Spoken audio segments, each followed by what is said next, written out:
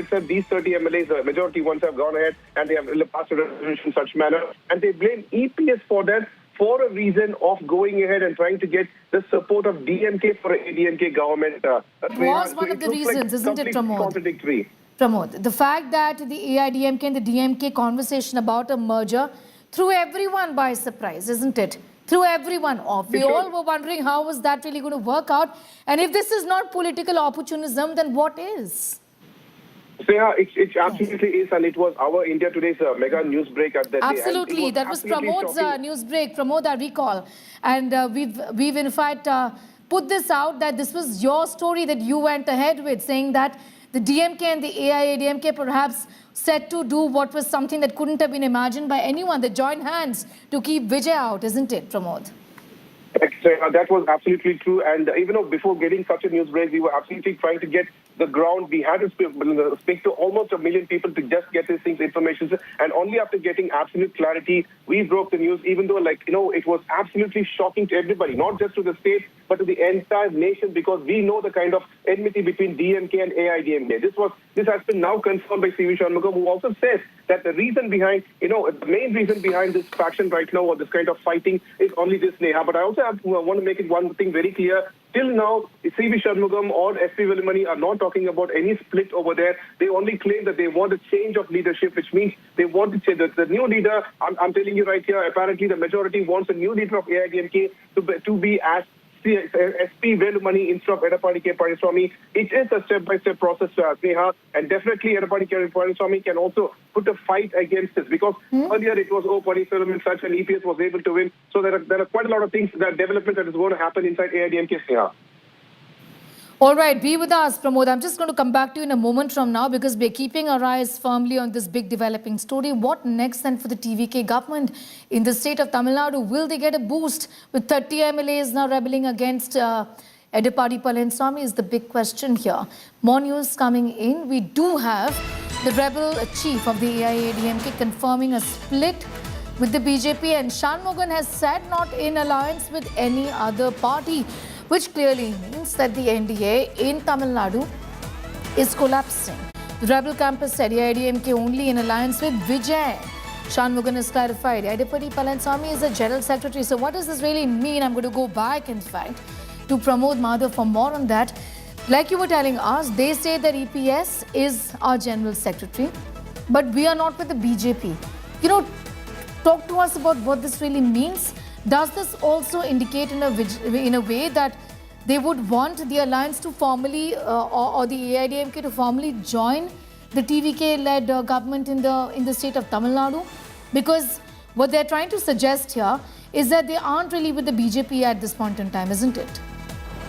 Sneha, if I may use the word chronology, this has actually happened, and this is what we have very clearly given us news as well. Because what happened after the day of the vote being given and the results being announced, immediately there was a group that has gone ahead and initiated such a kind of talk where this has happened, Sneha. And the important aspect is that, at that moment, one of the talks was that was brought in by AIDMK leadership that has been now confirmed by C.V. Shanmugam. It's about the kind of forming a government with the support of DMK and AIDMK. That is when immediately the next day, C.V. Shanmugam went ahead and he started having his own meeting in his own, his own office. And this is where we were there. We constantly asked C.V. Shanmugam what is happening and such, and he did not respond. But immediately what he did was that he took 25 MLAs from Chennai all the way to Puducherry, where they were placed in a resort. So earlier there was a kind of talk that possibly these MLAs are in support of EPS, but what EPS did is that he had to go all the way from here and go talk to them. But still, nothing went smoothly over there. But what happened is that instead of EPS going ahead and deciding on all matters,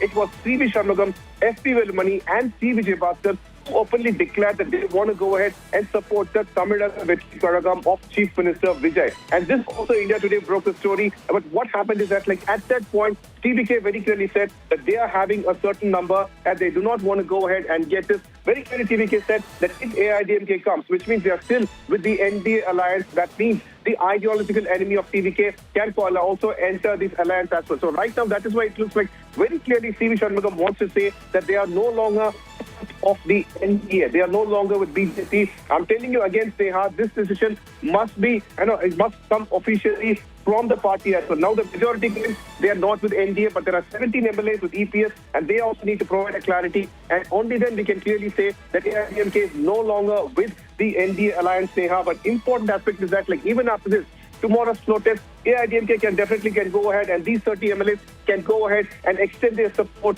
to Vijay, Chief Minister Vijay. But even then, he already has 120. So that's the reason Vijay, we can clearly say for now that Vijay's Chief Minister Vijay's government is safe, Neha. You know, at the end of the day, this also means things will happen outside Tamil Nadu, which obviously brings me to my next question of what is expected in Parliament with 4 MPs in the upper house. Okay, we'll come back to you in a moment from now, listening to what Edapadi Palaniswamy is saying.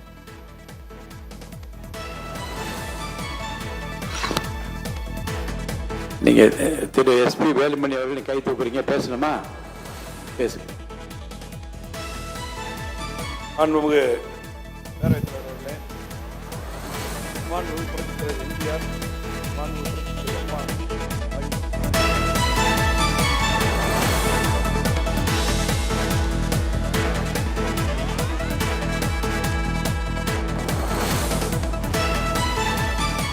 Okay, we are going to go back to the proceedings, but I'm going back to Pramod Madhav for the moment now.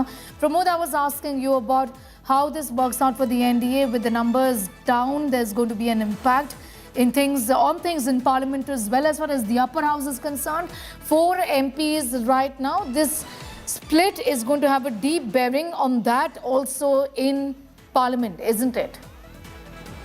Well, for Sneha, for now, they want to actually go ahead and, take care of the situation in this state right now. In fact, C.V. Shanmugam was also a Rajya Sabha MP. He has resigned to become a part of the Tamil Nadu Assembly because he wants to make sure that here in the state of Tamil Nadu, he wants to play a very important role. So that itself is very clearly showing there is an extreme possibility of change of leadership within AIADMK. Even now, C.V. Shanmugam claims that the General Secretary is EPS, in a way trying to say that even if EPS wants to remain as the General Secretary, the power is now falling under the grasp of C.V. Shanmugam, S.P. Velumani and C. Vijay Bhaskar Sneha. So that they need to sort out. Very, very serious development that is happening inside AIADMK. Once DMK wants to be in wait and watch mode, Sneha. DMK wants to be in a wait and watch mode, but a lot of things moving in the state of Tamil Nadu, even after TVK's Vijay, the Chief Minister has the numbers on his side, 118 clearly plus 118.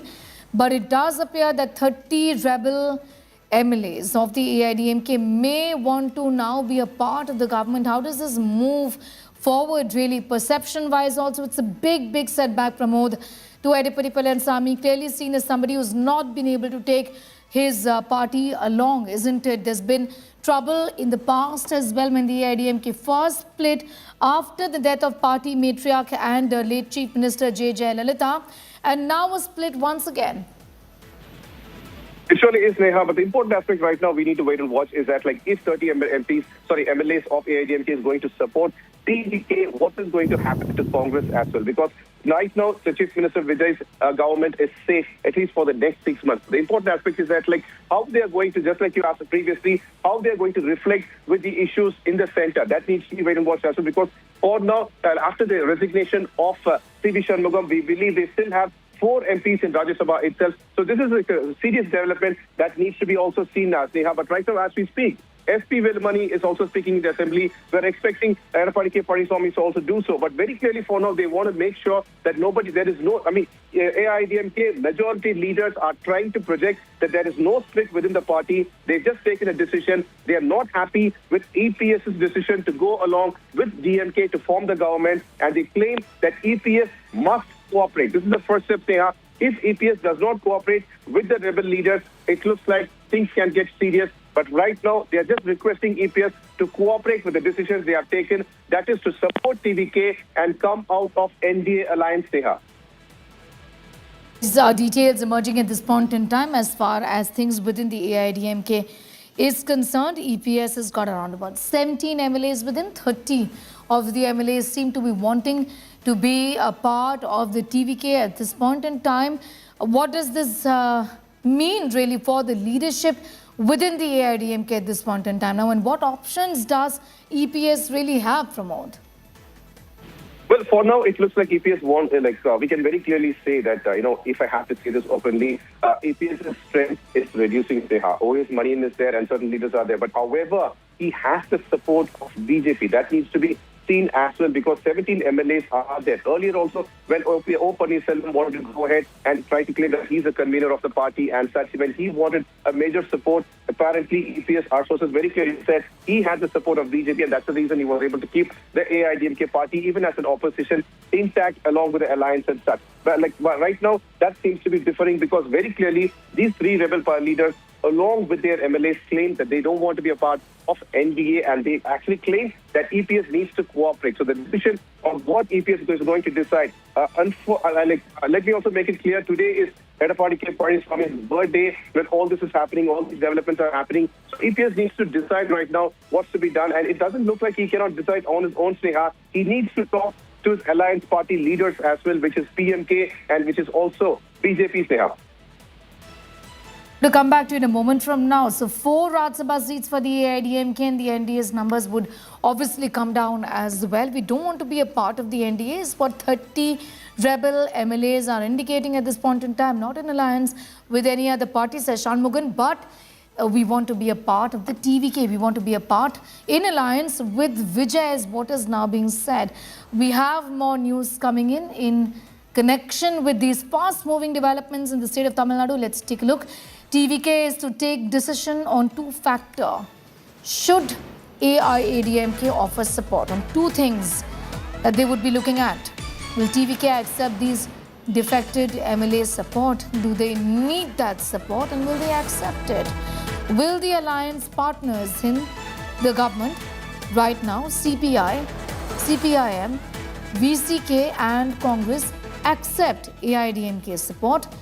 Given that AIADMK's stand with the BJP, with their position within the Bharatiya Janata, or with their position really within the larger NDA in the state of Tamil Nadu, and what is going to be the stand that the General Secretary of the party, Edappadi Palaniswamy, will take? That's a big question here. These are questions which will be answered in days to come. Remains to be seen how TVK handles the situation, whether the TVK also allows or is happy to let the AIADMK, at least 30 rebel MLAs, to join the government, and what are the other alliance partners going to do about this current situation? Given that they do have the numbers as far as things stand currently, the big question is, how will equations change, Apurva, if at all TVK were to allow AIADMK's 30 rebel MLAs to join the party or to join the government and be a part of the alliance in that sense? Well, in fact, there are 2 things that EPS can decide. One, which is that the AIADMK's rebel MLAs, given that Edappadi K. Palaniswamy is the General Secretary of the party, he is the final decision is only his that matters. He can take a call whether, he wants to side with, these rebel MLAs there in their support offering for TVK's Vijay and for the TVK in the float test, which is scheduled tomorrow. Or second, EPS can continue on and state that no, the AIADMK is, combined together. We will go ahead and continue our alliance with the NDA there, with the BJP, as per we had been pre-elections as well. Number 2, EPS will also have to decide what will be the course of stand if the AIADMK MLAs do decide to offer their support to TVK, because it will be very crucial to see if the Tamaraga Vetri Karagam and TVK's chief Vijay will go ahead and accept this support of AIADMK. Remember, because there has always been that the AIADMK has had a good camaraderie, has had a good relationship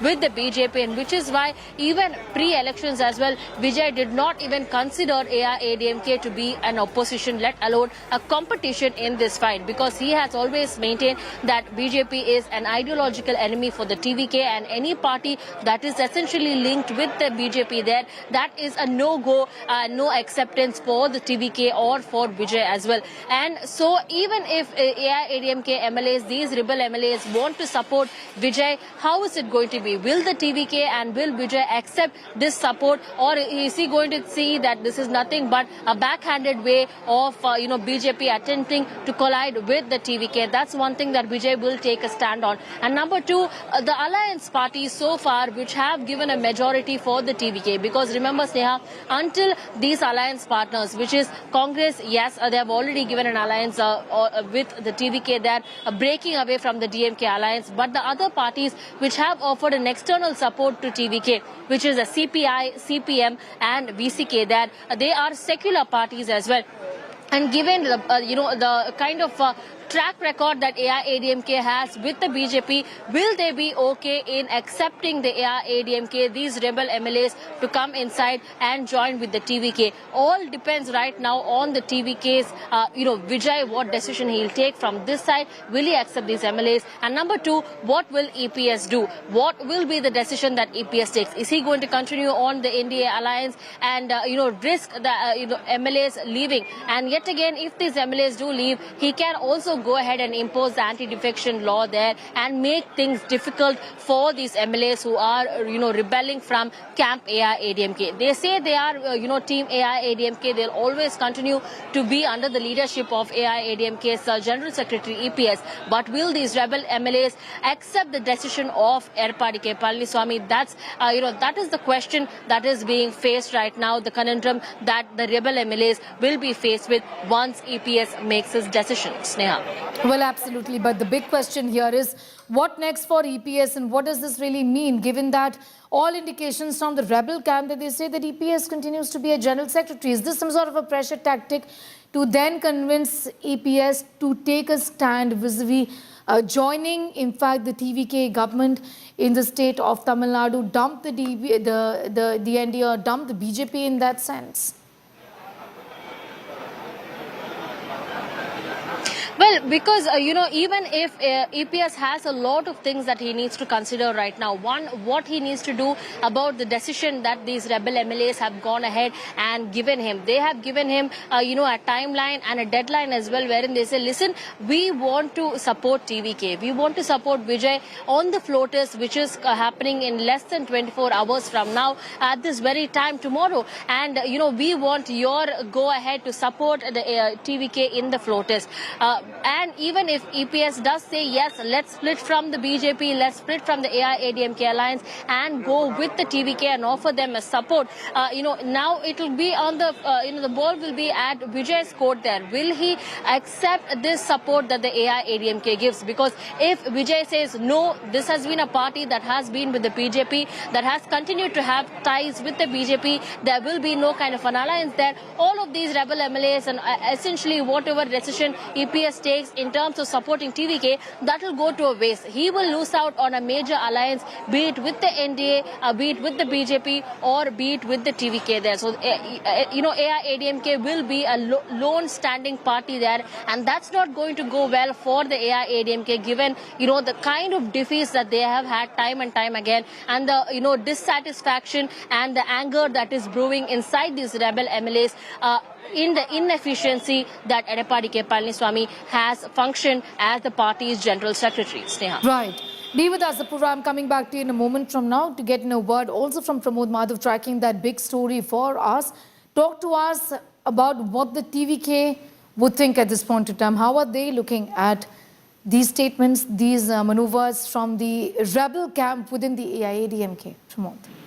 Well, Sneha, one thing only we can very clearly say, because this is unprecedented and something that is not that easily happens. Imagine one of the opposition parties or the major faction now comes and claims that they want to go ahead and support the ruling government. And already they have, 2 days back, we can clearly say that TVK was struggling to get the support. And only after VCK, CPM, CPI went over, they got the support and IUML joined them as well. And it took a long time for Tirumavalavan to go ahead and decide. And there were quite a lot of talks amidst that also, which also we broke in like last clarity as well. And then Tirumavalavan clarified that he wants to only provide extra support from outside and not be a part of the government and such. And right now, it is 30 MLAs from AIDMK who wants to extend the support. But TVK, now they want to be in wait and watch moment because tomorrow is a floor test. And very clearly, they have the majority and also the support up from a party which they didn't even ask for. So that's a very important development here, Sneha. I also want to highlight the Deputy Chief Minister, former Deputy Chief Minister Udaynidhi, who's also the present leader of the opposition, who very clearly clarified that DMK is going to be a strong opposition over here. He also spoke about the moment when they, the Chief Minister Vijay and the opposition leader Udaynidhi were classmates as well, and he claimed that he wants to use the words of Anna. Just like how there is a brake for a vehicle, how important a brake is required for a vehicle. Such is the role of the opposition. It's very, very clear. Also, the opposition leader Udaynidhi also spoke about the Tamil Thai Varthu issue that happened during the oath-taking ceremony of Chief Minister Vijay, claiming that such an incident should not occur. So, Tamil Nadu Assembly and Tamil Nadu politics is going to be absolutely interesting for the next 5 years, Neha. Be with us. Coming back to you in a moment from now. Pramod Madhav getting in those details. Apurva also with the very latest on that. Big story. Clearly, a lot of things moving and moving very quickly in the state of Tamil Nadu as far as the opposition AIADMK is concerned. Viewers, let's give you a bigger picture now. And what next? Well, Chief Minister Vijay only gets stronger. Remember, optics is what it matters. Everybody now wanting to jump on to the Vijay bandwagon means that this elevates Vijay's position. He's already the Chief Minister, but as a party, the TVK gets, in fact, further more respect. And as far as the other parties are concerned, like the AIADMK, the desire to align with the TVK clearly lifts its status. 30 AIADMK MLAs are backing the government. Lone AMMK MLA is also backing TVK. AIADMK rebels plus the TVK, which is 30 plus 107, which also means less reliance on the other partners, including the Congress. Vijay has a cushion when it comes to smaller allies. Congress can no longer dictate terms to Vijay, even with its 5 MLAs. It can't. AIADMK rebels pull out of NDA. It's got 4 Rajya Sabha seats, no Lok Sabha seats.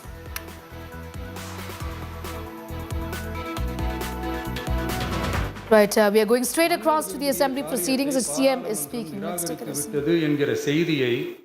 மன்னருக்கு சொல்ல வேண்டியவர் பாராளுமன்ற தலைவர் speaker என்பார்கள். பாராளுமன்றத்தின் கருத்தை மன்னரிடம் சொல்ல வேண்டியவர் speaker.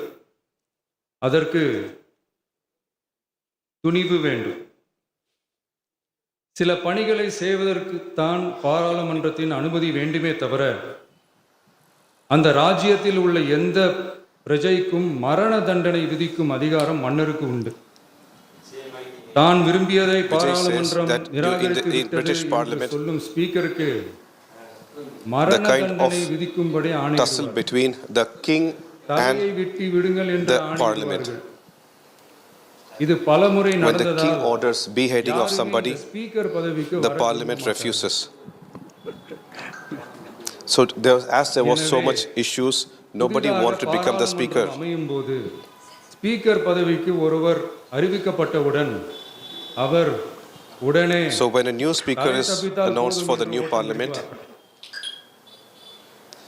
he will immediately run away to save his head. எதிர்க்கட்சி தலைவரும் அவரை தடுத்து நிறுத்தி அவர் கைகளை பிடித்து இழுத்து வந்து ஆசனத்தில் அமர வைப்பார்கள். The ritual is that the opposition leader will hold him and ask him to come back. இதுதான் அந்த காலத்தில் இருந்து வந்த மரபு. ஜனநாயக முறை This was the early tradition. இம்மரபு தொடர்கிறது. Even after democracy, கழக உறுப்பினர்கள் அனைவரும் this continues. உதவிகரமாகவே இருப்பார்கள் என்கிற வாக்குறுதியை Definitely TVK will be in support of the speaker. I assure you that. கண்ணியத்தையும் பேரவை உறுப்பினர்களின் கண்ணியத்தையும் காக்க வேண்டிய பொறுப்பை உங்களிடத்தில் ஒப்படைத்திருக்கிறார்கள். தற்காலிக பேரவை தலைவர் பொறுப்பில் மிக The responsibility to save the tradition of the speaker has been given to you. சந்திக்க நேற்றுக்கு சென்றிருந்தேன். அங்கே முந்தைய பேரவை I went to தலைவர்கள் meet the pro tem படங்களை speaker கண்ணுற்ற போது Karupaya yesterday. அவர்களை பற்றி அறிந்த And when I போது saw the former speakers' உண்மையிலேயே எனக்கு pictures பெருமிதம் and came to know of them, ஏனென்றால் எடுத்துக்காட்டாக I felt very proud. சிவ சண்முகம் பிள்ளை, doctor U Krishnarao, For example, J. Shiva Shanmugam Pillai, Krishna Rao, மிக சரியான Chella ஒருவரை Pandian. நாம் முன்மொழிந்துள்ளோம் என பெருமை அடைந்தேன். அதே and I போன்றுதான் felt that I've taken the right decision தலைவர் அவர்களும் நீங்கள் to make இருவருமே JCD Prabhakar மிக as speaker. சாதாரண குடும்பத்தில் பிறந்து மக்கள் பணியாற்ற வேண்டும் என்கிற அவாவில் செயல்பட்டு வந்தவர்கள். Both the speaker and the deputy speaker are from a normal family and want to work for the people. எனும் வள்ளுவரின் வாய்மொழிக்கேற்ப சட்டமன்ற நடவடிக்கைகள் As per one of Valluvar's couplet, அமைதியாக நடைபெறும் வகையிலும் சட்டமன்ற ஜனநாயக பண்புகள் and to make sure that the assembly proceedings go smoothly இந்த அவைக்கு and பேரவை properly தலைவரும் and the democracy is protected, பேரவை துணைத் தலைவரும் safeguarded. பெருமை சேர்ப்பீர்கள் எனும் நம்பிக்கை எனக்கு உண்டு. I believe the speaker and the deputy speaker மனிதர்களை மதிக்கும் will நல்ல act. பண்புகள் நிலைநாட்டப்பட வேண்டும். தமிழ் பண்பாடு போற்றப்பட வேண்டும். The important qualities of respecting people over politics should be implemented. என்ற நல்லெண்ணத்தின் அடிப்படையில் The tradition and rights of the assembly should be தங்கள் protected. இருவராலும் காப்பாற்றப்படும் என்னும் நம்பிக்கையை மீண்டும் தெரிவித்து I believe உரையை that you will செய்கிறேன். நன்றி. safeguard all of them. Thank you. மாண்புமிகு பேரவை துணைத் தலைவர்கள் நன்றி உரையாற்றுவார்கள். Hello. All right, so you heard there from the Chief Minister. I'm going to go back, in fact, to Pramod, who continues to be with us. Pramod, of course, we do know that this is a story that you're breaking at this point in time, the possibility of Vijay, I understand, meeting with the rebel camp leader Shanmugan. What else are you picking up? Well, there is quite a lot of possibility for that, Sneha, because the Chief Minister Vijay is going ahead and meeting everybody. Are they going to have a conversation over this? That we need to wait and watch, because yesterday also at former Chief Minister and DMK President's residence, DMK President MK Stalin's residence, Vijay was said. It was just a 5 minutes meeting, but the optics was much more important, because there was a moment of handshake, hugs, and even the former Chief Minister holding the hand of the present Chief Minister Vijay and taking him inside. So that way, they want to very clearly show that Tamil Nadu politics is completely changing and it's going to be an entirely different one. Imagine, Sneha, if I have to reiterate, it was the same person who almost a week ago until then, there was like harsh criticism against DMK, but right now he wants to show that for the importance of the people, the opposition party and the ruling party want to come together. So that was the optics behind it. So very clearly there are high chances of him meeting various other leaders as well. For today itself, we've been told there are tentative plans for the Chief Minister Vijay to go ahead and meet Edappadi K. Palaniswamy. We'll continue to track those developments with you, Pramod Madhav, with the very latest on that big story. We are quickly now, viewers, moving focus to some more news coming in at this point in time. Let's take a look.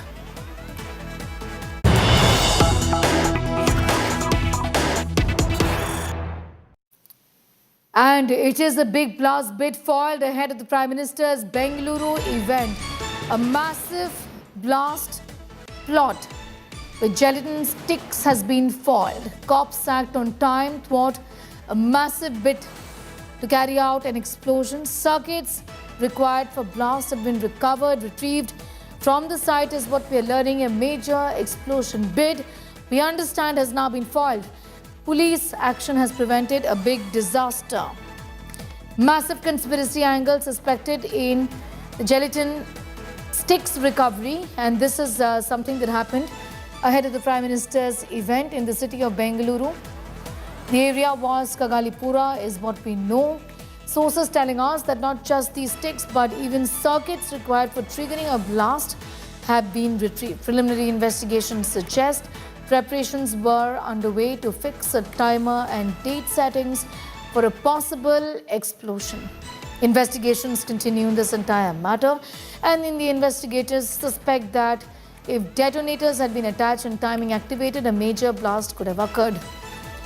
A major blast has been averted and police are being credited for timely action and for detection. Going straight across to Nagarjun Dwarkanath, breaking that down for us. Explain what really has happened here. This, of course, was an event that the Prime Minister is in for in the city of Bengaluru. Be with us, Naga. Just coming back to you, we are also getting into a reaction at this point in time. Let's take a listen.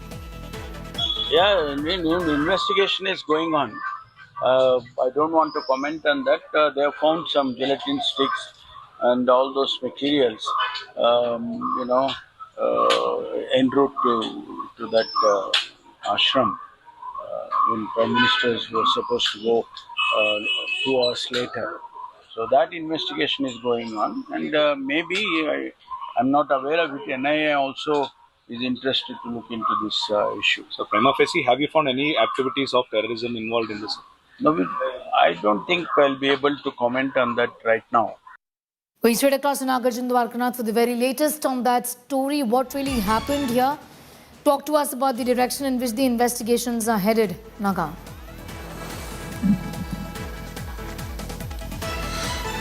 Sneha, in fact, Prime Minister Modi was in Bengaluru for 2 events on Sunday, and while he was on the way to Art of Living, Sri Ravi Shankar's celebrations in the Art of Living, just half an hour before the convoy passed, the sanitization team of the Home Department was clearing up everything before the Prime Minister could take the road. And then they found 20 feet away from the main road a box which was kept there, and it had gelatin sticks. And not just gelatin sticks, what we are picking up from our sources is that videos we have accessed that there was also batteries, wires, which was found. So this seems to be a ploy, is what the police is saying. The Home Minister has right now said that we can't rule out any dimension or any angle in this crime. We are investigating right now. NIA is also interested to see if this is a terrorist organization that is involved, or it is just someone who had kept it without knowing, and that's the reason why the police have kept mum. The Home Minister has officially given a statement that not just gelatin sticks but also batteries, wires were found on the way that the Prime Minister was taking a road to Kanakpura or Kaglipura, where Art of Living is located.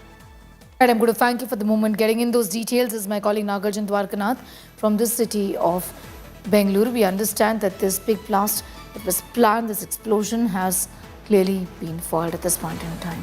A story and much more up on our website to viewers. It's indiatoday.in. You can download the app as well. News continues right here. Thank you for watching.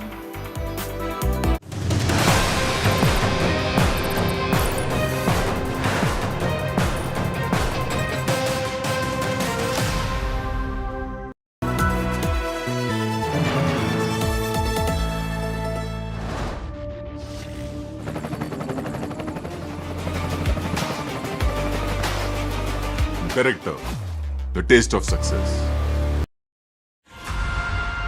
Like I said before, we better own the sins.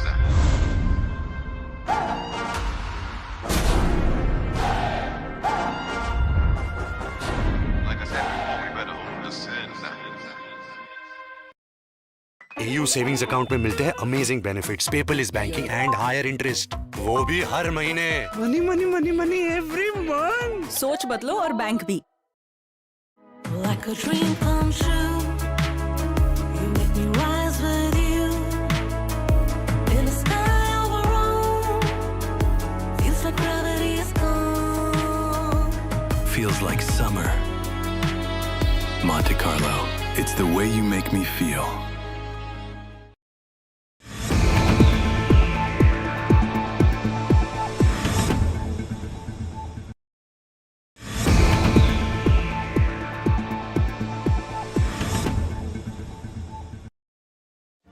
Make your media plan smarter with India Today Live TV on your connected devices. Amplify your brand with 100 million smart internet viewers. To advertise, mail us at sales@aajtak.com.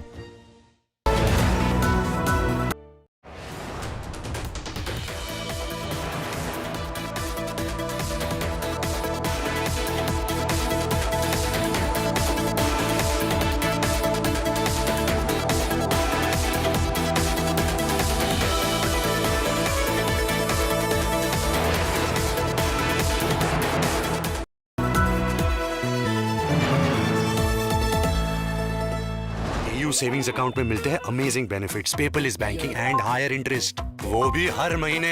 Money money money money every month. सोच बदलो और bank भी। If you want to scale the media heights, we will teach you the ropes. There is no peak in journalism that our mentors haven't scaled. So look no further. Join our postgraduate diploma programs and gain guaranteed internship and proven placement record with top media houses and companies. For more information, visit indiatodayMediaInstitute.in or call 95600 65465.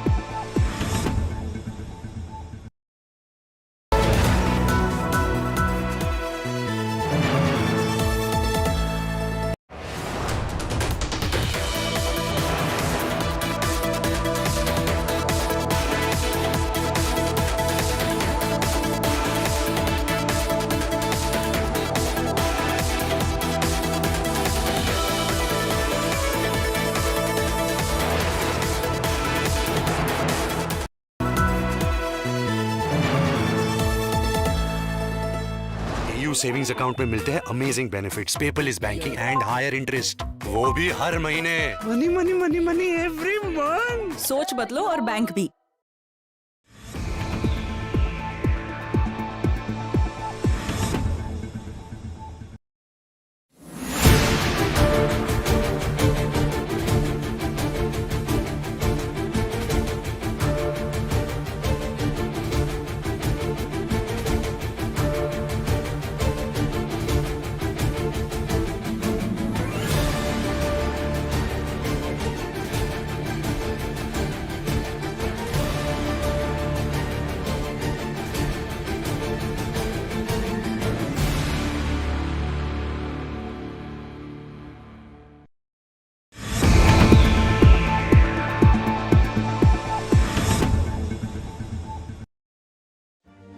Make your media plan smarter with India Today Live TV on your connected devices. Amplify your brand with 100 million smart internet viewers. To advertise, mail us at sales@aajtak.com. Make your media plan smarter with India Today Live TV on your connected devices. Amplify your brand with 100 million smart internet viewers. To advertise, mail us at sales@aajtak.com.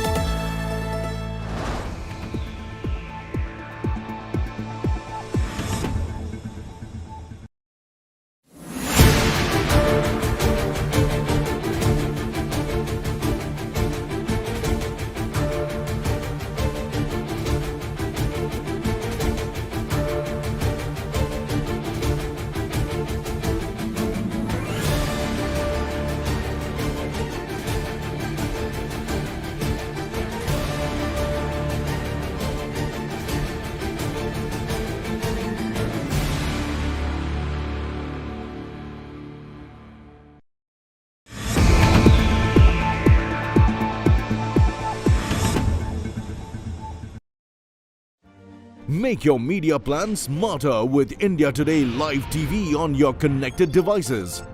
Amplify your brand with 100 million smart internet viewers. To advertise, mail us at sales@aajtak.com.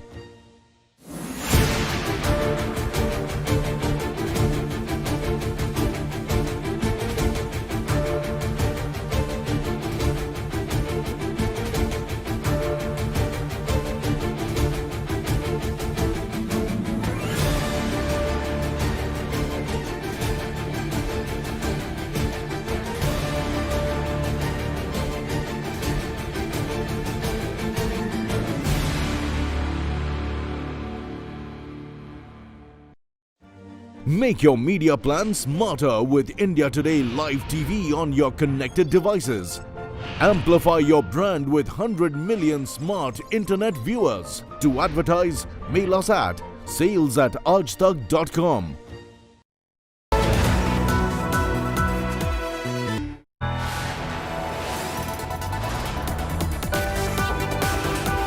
You are watching India Today.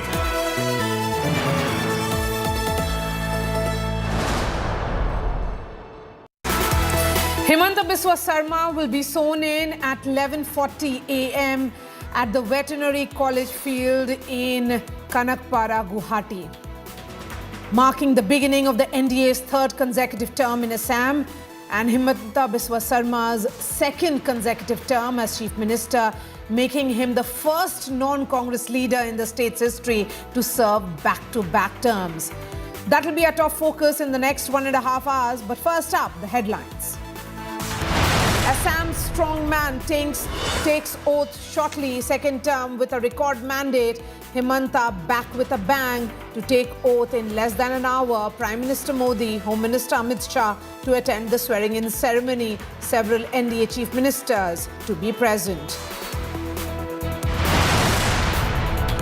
Big AIA-DMK split out in the open. AIA-DMK rebel camp with 30 MLAs back. Vijay says we accept Vijay has the Tamil Nadu mandate. AIA-DMK rebel Shanmugam slams EPS and DMK, says some wanted DMK-AIA-DMK tie-up, but it was against the party's principles. Rebel camp's Velumani now floor leader, not EPS. We as a ADMK legislative party to form the government with the support of the DMK government, which is against our founding principles. We accept the people mandate. The people mandate is for not for the TVK. The mandate is for Chief Minister. Kerala Chief Minister suspends speaks Congress High Command in a conundrum. VD Satishan digs in heels over CM post. Non-stop Delhi meets, but no solution yet. Ex-Kerala Congress chiefs summoned. Satishan versus KC Venugopal peaks. Who will get the crown of Kerala?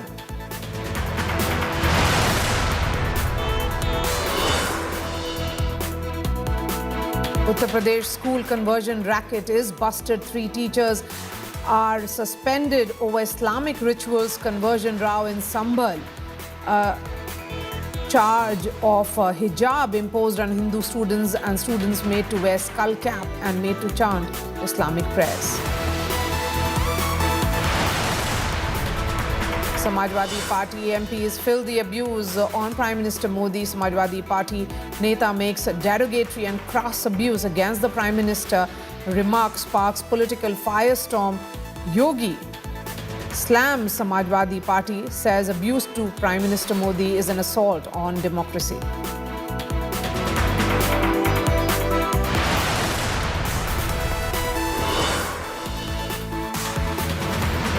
Big blast bid foiled ahead of Prime Minister Modi's Bengaluru event. Massive blast plot with gelatine sticks foiled. Cops act in time, thwart massive explosion bid. Circuits required for blast recovered from the site.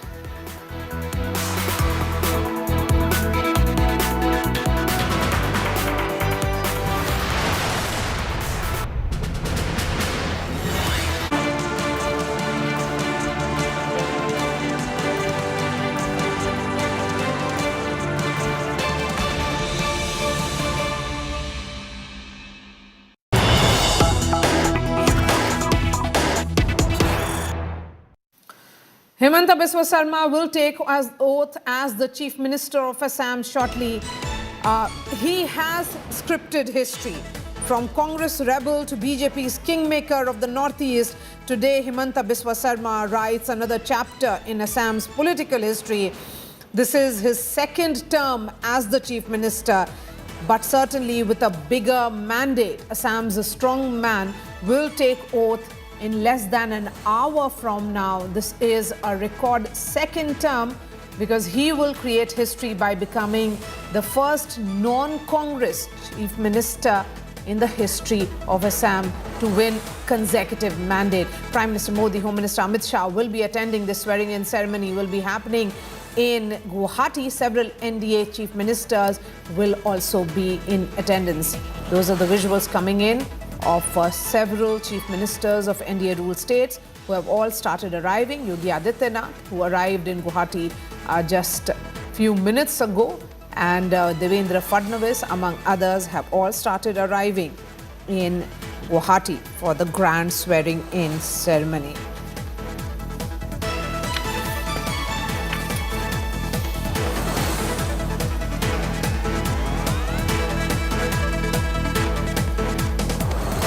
Himanta Biswa Sarma, remember, was elected to the Assam Legislative Assembly from Jalukbari Assembly constituency for the first time in 2001. He was re-elected from the same constituency, that is Jalukbari, in 2006 and again in 2011 on Congress ticket, and in 2016 and 2021 on BJP's ticket. He's clearly the BJP's pointsman in not only in Assam but the entire Northeast. It's almost seen as BJP's kingmaker in several northeastern states. And in 2021 assembly elections, Himanta Biswa Sarma, who contested from Jalukbari, again managed to defeat his nearest candidate, that was of the Congress, by a huge margin of nearly 1 lakh votes. And since becoming Chief Minister, Dr. Himanta Biswa Sarma has prioritized economic growth, infrastructure, and his work, particularly with regards to the COVID management, had come to the forefront. Along with Himanta Biswa Sarma, there are 4 others who will be sworn in, and their names are also out. It is Rameshwar Teli of the BJP, Atul Bora of the AGP, that is Assam Gan Parishad, then Charan Bora of BPF, because Atul Bora is again someone who defeated his nearest candidate from Bokahat constituency. Charan Bora, who is from the Bodoland People's Front, he will be sworn in as a cabinet minister. He was a cabinet minister, remember, he was sworn in 2025 as well, and he was responsible for the welfare of Bodoland. He will be part of this this cabinet. And also Ajanta Nyong, who is of the BJP, he will be also sworn in today.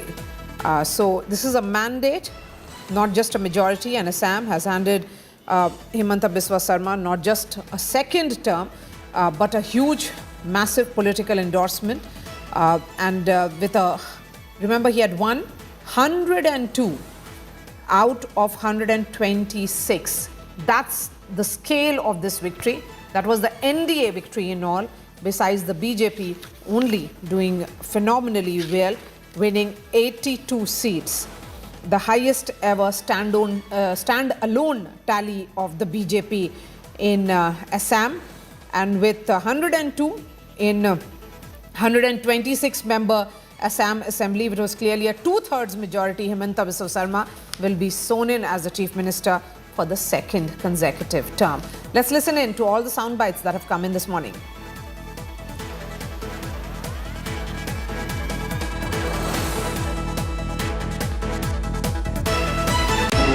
After being elected as the leader of legislative party of BJP, Himanta Biswa Sarma is all set to take oath today in the presence of PM Narendra Modi as the next Chief Minister of Assam. Right now we are reporting from Khanapara's Veterinary College field, where the preparations have almost been completed. Right behind me you can see as to how the stage is set for the swearing-in ceremony. More than 40 leaders of India are going to take part in this grand event. You can see as to how it's a long row of chairs which has been set up here, where the NDA Chief Chief Ministers and Deputy Chief Ministers are going to sit. This is going to be another mega event which the NDA has organized in the state of Assam. Himanta Biswa Sarma is going to take oath as the Chief Minister for the second time. It is going to be his second consecutive term, and as the preparations are underway, people have already started trickling in here at this veterinary college field. The capacity of this ground is to accommodate more than a lakh people. But here we can see as to how people have already started coming in, and the leaders are claiming that more than 2 lakh people will come here and take part in this grand celebration, this grand event which is taking place in Guwahati's Khanapara. Remember that India has been able to cross the mark of 100 and has been able to achieve 102 seats in its kitty. BJP itself has been able to cross the mark of 80, which is enough and more than enough for forming government on its own. But today, not only Himanta Biswa Sarma, but 4 more leaders are going to take oath in the presence of PM Narendra Modi, Home Minister Amit Shah, JP Nadda, BJP National President Nitin Nabin, Chandrababu Naidu from TDP, Ramvilas Paswan from LJP, and various other leaders from NDA will be present as the oath taking of Himanta Biswa Sarma will happen at around 11:40 a.m. today. With video journalist Ankit Singh, I'm Piyush Mishra in Khanapara, Guwahati for India Today. इस शपथ ग्रहण समारोह में हिस्सा लेने के लिए पहुंचा है। आप तस्वीरों में देखिए उनकी माता जी जो हैं वो यहाँ पर है, साथ में रिंकी जी जो उनकी धर्मपत्नी है वो भी यहाँ पर पहुंची है। मैम, कितनी खुशी का दिन है रिंकी जी, अगर आप बताएं, आज दूसरी बार मुख्यमंत्री बनने जा रहे हैं हिमंता जी? बहुत ही खुशी का महसूस कर रहा हूँ। It is a second term and people has given completely on the development process. It's a very happy moment. What do you want personally? What work should be done for the first work of this government? That is the CM to decide after he takes the oath. Okay. How are you feeling? अगर आप बताएं, आप कैसे?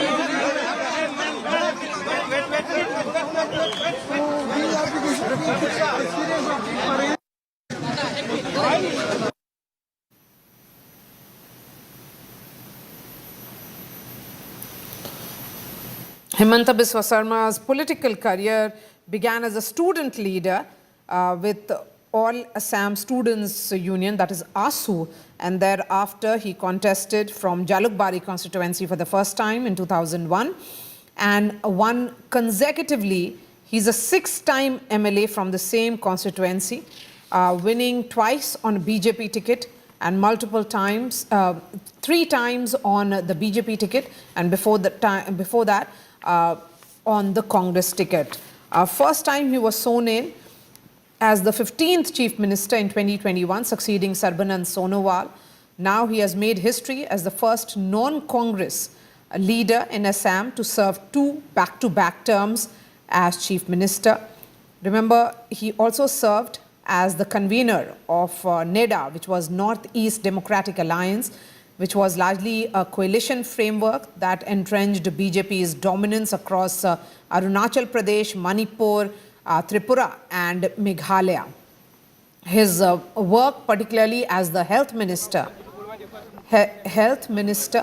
is when, as the health minister during the COVID times, was when what catapulted his entire record in the field of his governance. Suhas Chakma is joining us. He's a political analyst. We'll be joined by Kaushik Deka, managing editor of India Today magazine, in just a bit.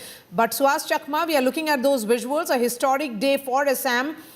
And a word on Himanta Biswa Sarma himself, the way he navigated the state, and then he positioned himself and consolidated himself within the BJP. Well, I think he has capitalized absolutely on the sentiments of, people of Assam with respect to the foreigners, and anti-foreigner agitation in India actually started from Assam. It's not in the 70s. I think it's from the time the independence, had happened, and Assam was the first first state to hold National Register of Citizens in 1961. So from then on, I think no other political leader had been able to capitalize on the sentiments. And irrespective of what people might say, it's a fact that people in Assam are influenced by politics of anti-foreigners in this state. Then I think he's the one who has maximized it. And you could see that he has decimated Congress, and I think what he has been successful, apart from having a significant mandate, which was not seen in Assam for a long time. Yes, that's right. I'm looking at the numbers. The Congress-led opposition is at a distant number. You know, they won just 19 seats. It's a total dominance of NDA with two-third numbers, with 102 in the 126-member Assam Assembly. That is the kind of dominance that Himanta Biswa Sarma has managed in Assam for the NDA. And no, I think that's only one aspect of the numbers. I think what we have to look at it, even the people who have been elected, one of the persons who have been elected is Akhil Gogoi, who is the president of the Rajar Dal. Then the kind of presence which Akhil Gogoi has, it basically means even if Congress has the 19 seats, if Akhil Gogoi has one particular seat, Akhil Gogoi will end up becoming the leader of the opposition, then the Congress party in the spectrum of the Assam politics, and the people who have been elected from the Congress party, they will not have such acceptability as the Akhil Gogoi. So therefore, I think they have not only decimated Congress in the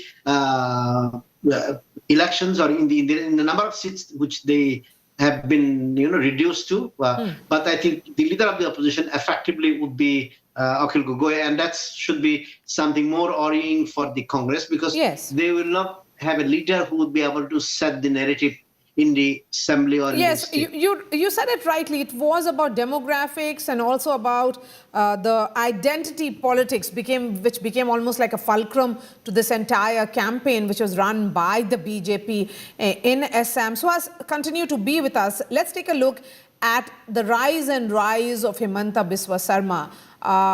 His political journey from Assam's cabinet minister to the state's top office, how he made BJP perhaps the most influential party, and him today one of the most influential leaders in the Northeast, widely seen as a key driver of the BJP's electoral growth in the region.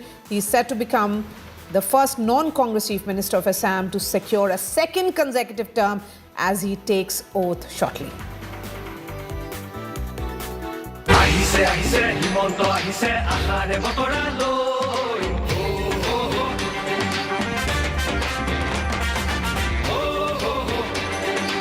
For over a decade, Himanta Biswa Sarma was one of the most powerful faces of the Congress in Assam.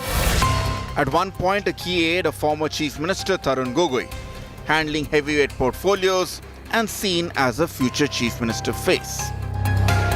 But 2014 became the turning point.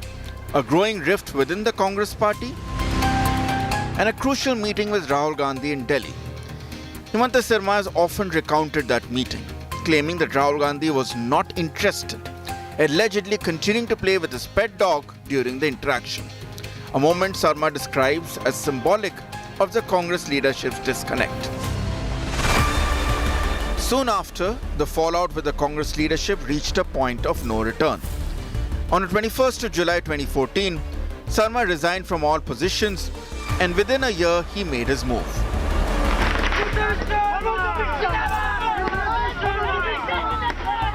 In 2015, Himanta joined the BJP at the residence of Home Minister Amit Shah, a political shift that would alter the course of Assam's politics.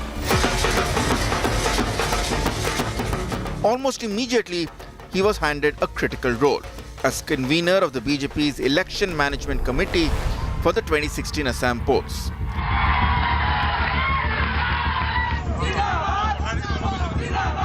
The result, a historic victory. The BJP formed its first ever government in Assam under Sarvananda Sonowal. And Himanta emerged as the key strategist behind the win. But his journey has not been without controversy. Known for his sharp and often polarizing remarks, Himanta Sarma has repeatedly sparked debates with his comments on identity, immigration and religion.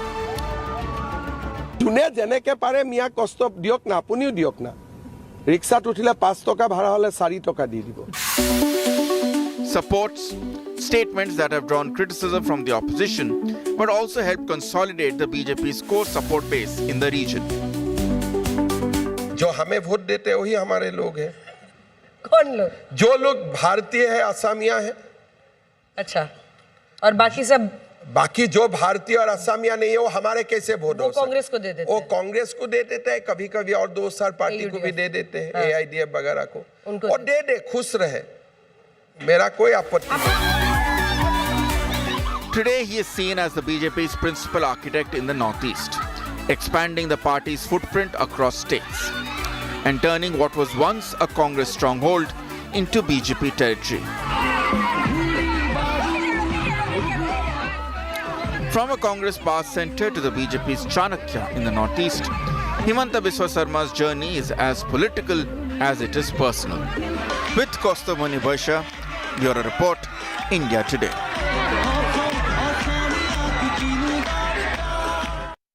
And let me go straight to Veterinary College Field, Khanapara. That is the venue of the oath-taking ceremony of Himanta Biswa Sarma. That's where Piyush is joining us live. Piyush, the stage is set. Any moment now, the Prime Minister and all the VIPs will start arriving.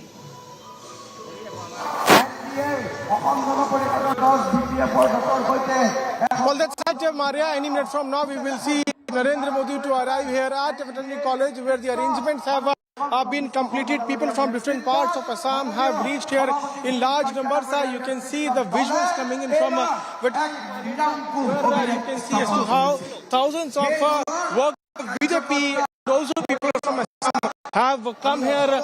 We are showing you the live pictures from inside the Veterinary College, where the women also in large numbers have come, and this is a historical mandate which has been extended to BJP and also NDA. You can see as to how the stage is set, and my video journalist Ankit can zoom and show you the pictures from the stage where the NDA leaders are sitting. The chief ministers of NDA and deputy chief ministers are also sitting on the stage. In few minutes from now, Narendra Modi will also be arriving here, and when he arrives here, then the oath-taking ceremony of Himanta Biswa Sarma will.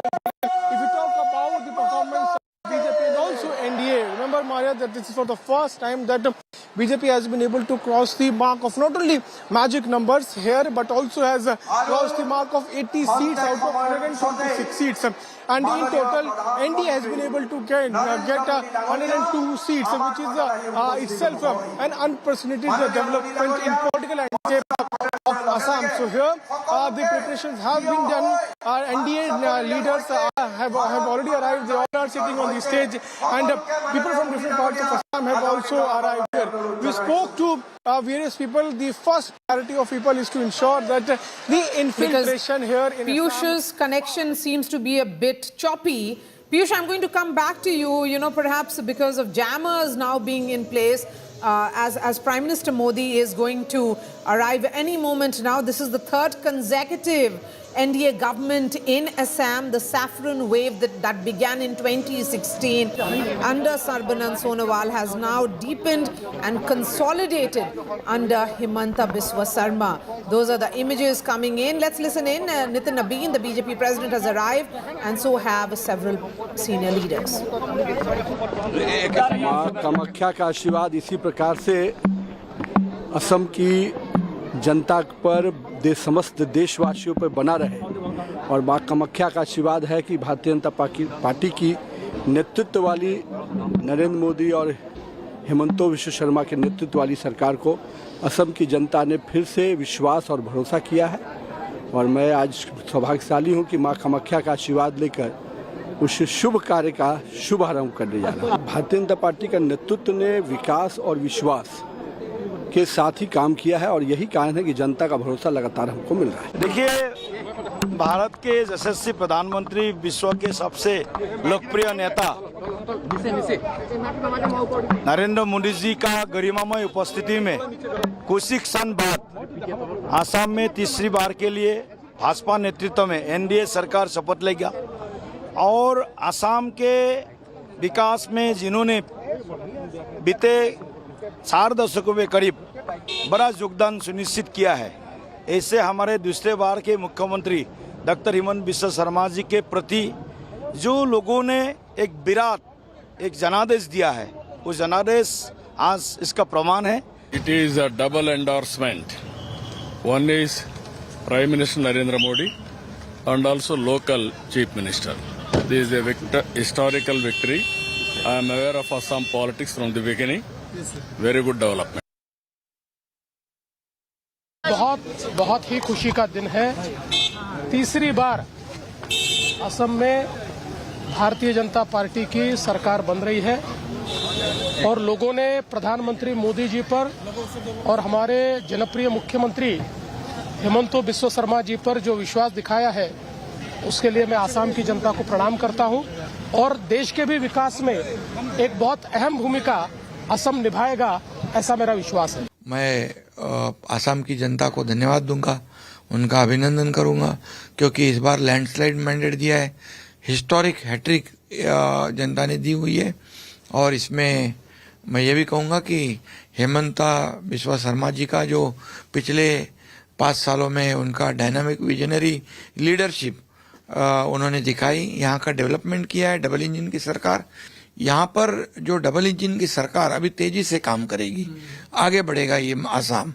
पिछले 5 सालों में भी, पिछले 10 सालों में जो काम हुआ है उससे पहले का आसाम अगर देखेंगे हम और पिछले 10 सालों का आसाम देखेंगे उसमें फर्क है। इतना बड़ा जनादेश दिया, ये दर्शाता है कि उनकी विकास की राह और मेरे प्रधानमंत्री नरेंद्र मोदी जी की सोच, ये दो चीजें हैं जिसपे देश की बड़ी आबादी विश्वास करती है और अब तो उसके दायरे बढ़ते जा रहे हैं। हकीकत है कि जहां एक तरफ हम लोग का जनादेश बढ़ता जा रहा है, वहीं विपक्ष धीरे धीरे समाप्त हो रहा है अपने ही कारणों से, क्योंकि वो खुद आत्ममंथन नहीं कर रहा है।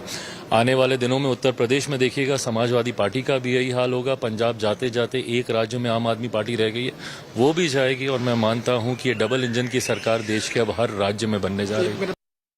And what a week it has been for the BJP. First, the swearing in of the first BJP government in the state of Bengal with the swearing in of the new chief minister there in Shubhendu Adhikari, which was also a show of strength. And now Himanta Biswa Sarma being sworn in for the second consecutive term in Assam.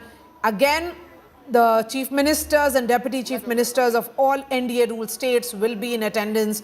Prime Minister Narendra Modi, Home Minister Amit Shah will be there in that rally ground in Guwahati. We have Kaushik Deka now with us. Kaushik, what does today mean for the BJP? Here is the man who has been singularly responsible for the expansion of the BJP's footprints across Assam. Of course, the mission began in 2015 when he joined the party. Yeah, this is a big day for Dr. Himanta Biswa Sarma because this is the first mandate he has won on his own name. Last time he was not the CM candidate, so then he was made the CM. But this time it was all clear right from the very beginning that this election has been fought in his name. So this is very significant for him, and tomorrow on May 13th he would be completing 25 years in Assam Assembly. Since 2001 he hasn't lost one election, and whether it's for himself or whether for the party he represents. So it's a big mandate, and a lot of expectations would be riding on him, and that's why this big extravaganza means he wants to showcase his arrival, and the intent is very clear that it has become such a big event that this is the next 5 years he will showcase the Himanta Biswa Sarma model. In the last 5 years he had to prove that yes, he deserved the CM chair, that what he fought for it in Congress also, then he fought for it in BJP and he grabbed it. In last 5 years he proved by showcasing this mandate, and the next 5 years will be his 5 years and he will showcase his model. And he has if you notice his Twitter handle from yesterday, he has been putting up his agenda, like he has been talking about housing for all, for youth and entrepreneurship. Then tea garden would be a big focus, farmers, and then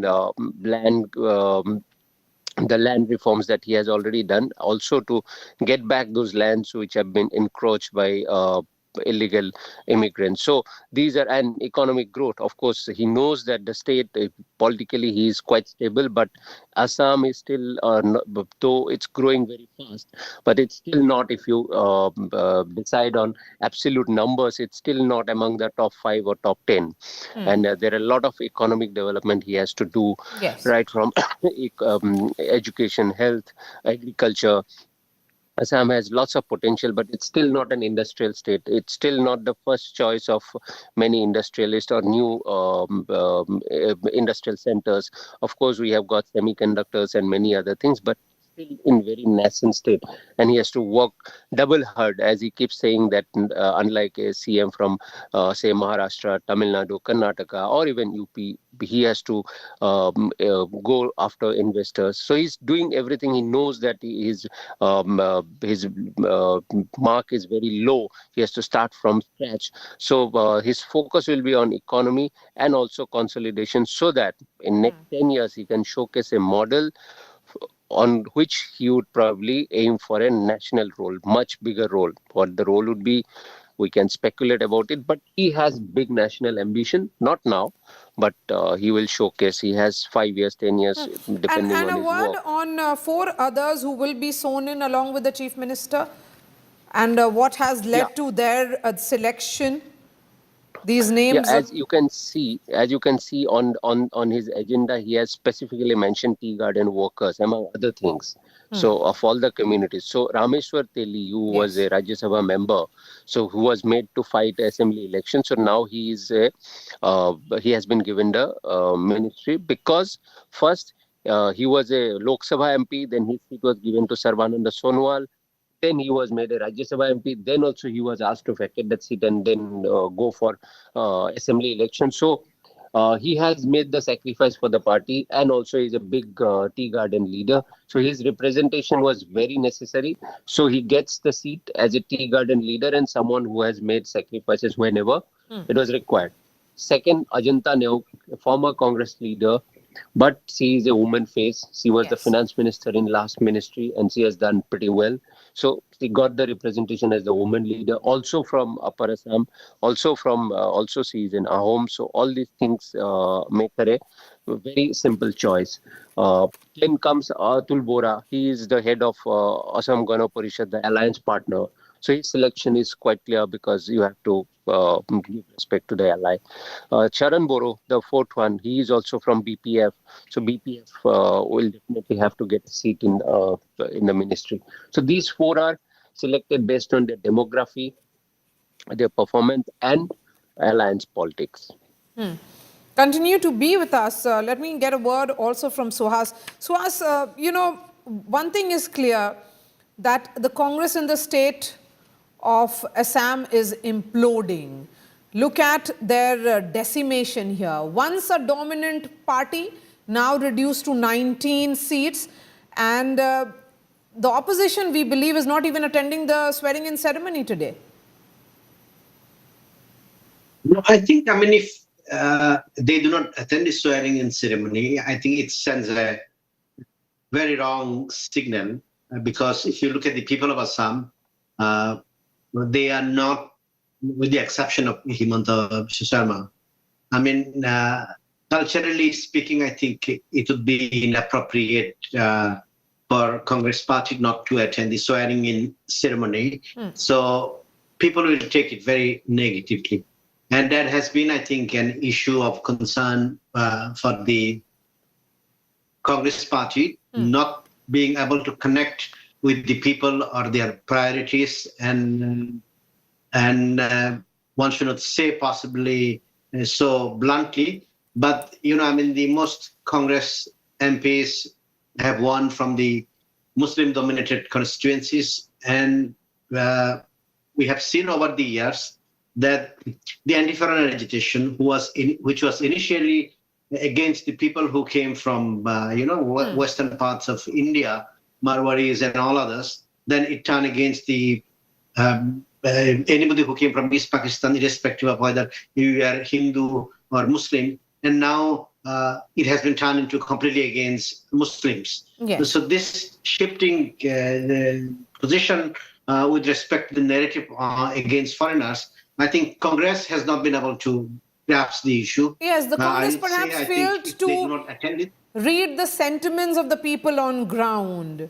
What do people absolutely. of Assam want? When they speak about indigenous, that's what they should have understood, and that's what Himanta Biswa Sarma was able to, perhaps sense and build his entire campaign around. Kishle Bhattacharya also joins us. He's a senior journalist. Kishle, a big day for Assam and for Himanta Biswa Sarma himself. And as Kaushik was pointing out rightly, that this particular election was fought in his name. The BJP fought this Assam election under his name, he being the chief ministerial face and the biggest face of the party in Assam.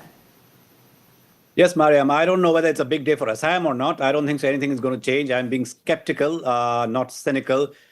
Seeing the kind of politics that has been practiced in Assam with various parties, not just this party. True, it was an election that was fought in Himanta's name. I believe very firmly that and though the Hindu right entered Assam way back in the 60s, they did not really grow roots. It was, and to put it another way, if Himanta Biswa Sarma represented another party, if he hadn't left the Congress, probably this would have been a Congress state and not a BJP state. So, but the fact is that it is it is in the BJP's kitty. Himanta Biswa Sarma is probably the first non-Congress minister to have who will be serving 2 consecutive terms. That's right. There were non-Congress ministers, Prafulla Kumar Mahanta, who served 2 terms, but it was not a consecutive term. Himanta Biswa Sarma, he knows the politics. He knows Assam. I think I know him personally, and my personal plea to him would be that now that he has won emphatically, he should be able to take everyone along and not indulge in the kind of hate rhetoric that he has been able to, that has garnered enough votes. Also, Assam, I think, seeing it, if you keep the politics aside, it has served as a laboratory for Himanta and for the BJP. The NRC followed by the SIR in various states has been effective, and the delimitation only in Assam that has been worked has also proved to be effective. Yet, it doesn't take away the fact that Himanta has won emphatically, but he now needs to lead the state, lead the people. And there has always been this very controversial definition, and that people wanted, that who is a true Assamese? And a true Assamese is not just the caste Hindu Assamese living in Upper Assam or Central Assam or Lower Assam. Assam is really a melting pot of a lot of tribes and a lot of ethnicities, and Himanta has the ability. He knows it very well of how to take them along, and I think he should be able to change his politics and take everyone along. Okay, you're saying that he should change his politics? Kaushik? Yes. Let me bring in Kaushik on that. Himanta should change his politics is what Kishle feels. Kaushik, what's your thought? I'm not too sure. How do we interpret this change? The politics that Himanta played to garner support among the people. Okay, let's first focus on that. He is projected as a person who does a lot of campaign. He says a lot of nasty stuff for people. Now, why people in Assam still voted for him? We have to understand that, and then we will understand his politics. Because for a long, long time, the issue of illegal immigration has been there. But whenever the issue is discussed by anyone who is not from Assam, or who has a very so-called liberal view, they would see it as a problem with some Muslim people. So the first thing we have to segregate here is that illegal immigrants, Assam hasn't been fighting against illegal immigrants because they are Muslims. Majority of them are Muslims, no doubt about that. But we are fighting because they are from Bangladesh. They have come to this country illegally. The first point is illegally. We cannot justify someone coming here. We came 10 years back, so regularize it. It's like encroaching a part. In many cities, we see that people encroach a part and then say, okay, we have been living here for 20 years, so now regularize it. It's the same thing as it has happened in Assam. And in this case, these are not even citizens. They're outsiders to the fight. So nobody was picking it up. And every time Assam raises this voice during the anarchy, also the most of the national mainstream or international media, they focused on the Muslim identity of these illegal immigrants, that they have been harassed. But if you see during the anarchy process, a lot of Hindu, a lot of tribals were also harassed. But the focus was only on Muslims. So obviously the normal regular citizens who are not hate mongers or who are not into hate politics, they feel disgruntled. And then when someone comes in and says that, okay, I'll take care of it, I will fight for you, I will throw away these illegal immigrants, what BJP has smartly done, I'm not saying justifying it, they have what others used to see, that illegal immigrants are Muslims, because they focused on the Muslim identity. They very simply integrated this illegal immigrant identity into the Muslim identity, saying that, okay, we are targeting these Muslims.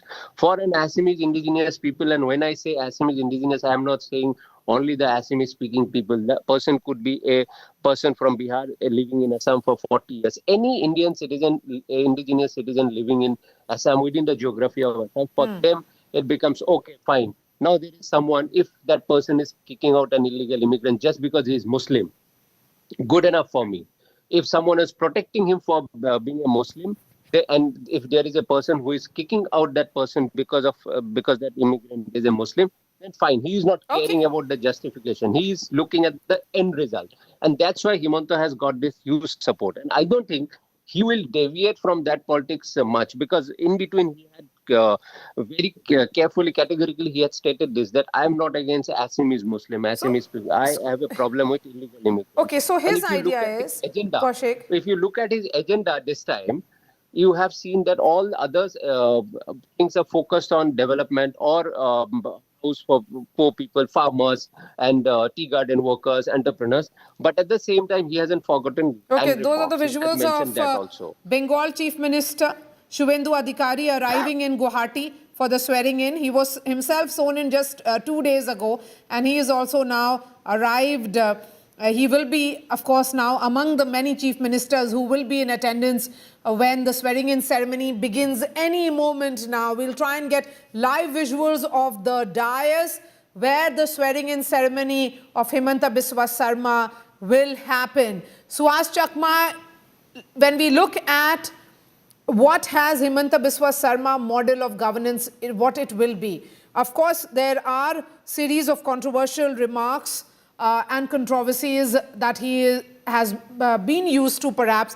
But then what Kaushik says, that there is a distinction that his politics has made in the last few years in Assam, that this is about indigenous versus outsiders rather than making it about minority versus majority.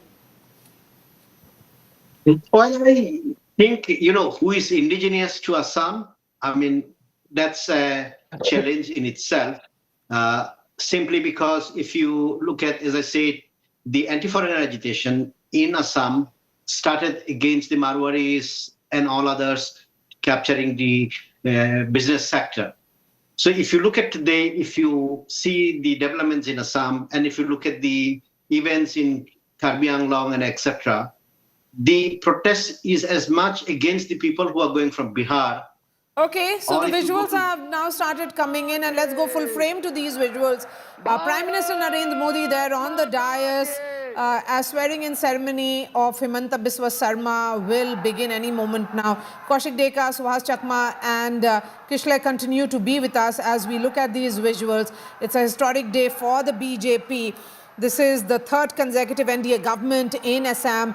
The saffron wave, remember, which began in 2016 under Sarbanan Sonowal, has now deepened and consolidated under Himanta Biswa Sarma. BJP's seat share actually grew from 60 seats in 2016 to 82 as it stands today. A counter trend to the conventional pattern that Assam has seen. And the Prime Minister...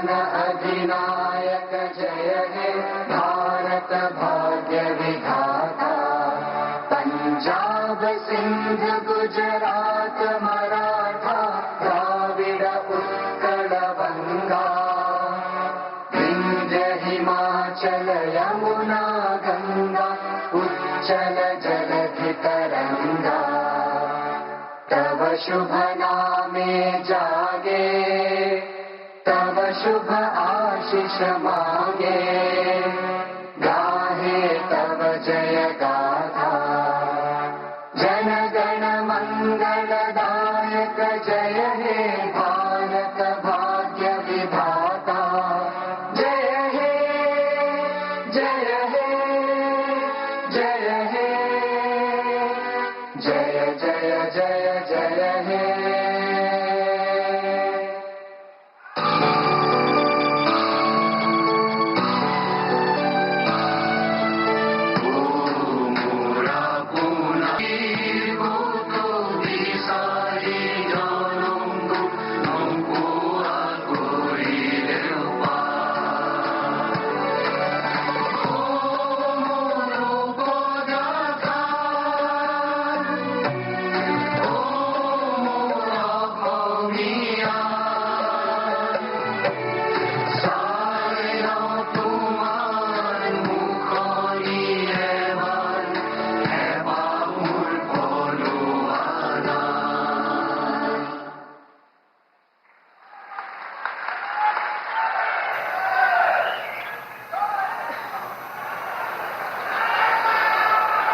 Sir, the Chief Minister designate and the Ministers designate are present to take the oaths of office and secrecy. I request your permission to present them.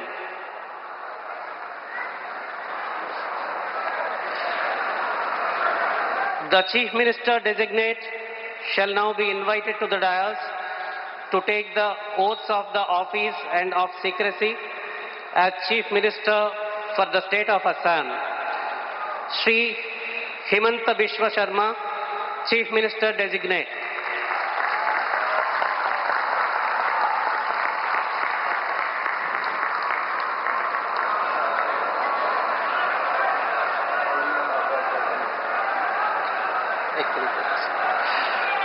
You may be pleased, sir, to administer the oath of office and the oath of secrecy to the Chief Minister designate as invited and presented.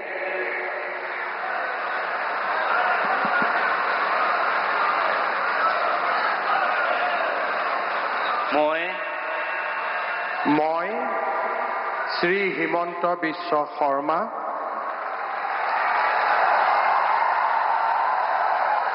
ঈশ্বৰৰ নামত শপত লওঁ যে বিধিৰ দ্বাৰা স্থাপিত ভাৰতৰ সংবিধানৰ প্ৰতি মই প্ৰকৃত বিশ্বাস আৰু আনুগত্য পোষণ কৰিম।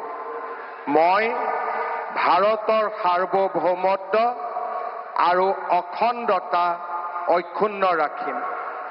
মই অসমৰ মুখ্যমন্ত্ৰী হিচাপে মোৰ কৰ্তব্য বিশ্বস্ততাৰে আৰু শুদ্ধ অন্তঃকৰণেৰে সম্পাদন কৰিম আৰু মই ভয় বা পক্ষপাত অনুৰাগ বা বিদ্বেষ নোহোৱাকৈ সংবিধান আৰু আইন অনুসাৰে সকলো শ্ৰেণীৰ লোকৰ প্ৰতি ন্যায় আচৰণ কৰিম।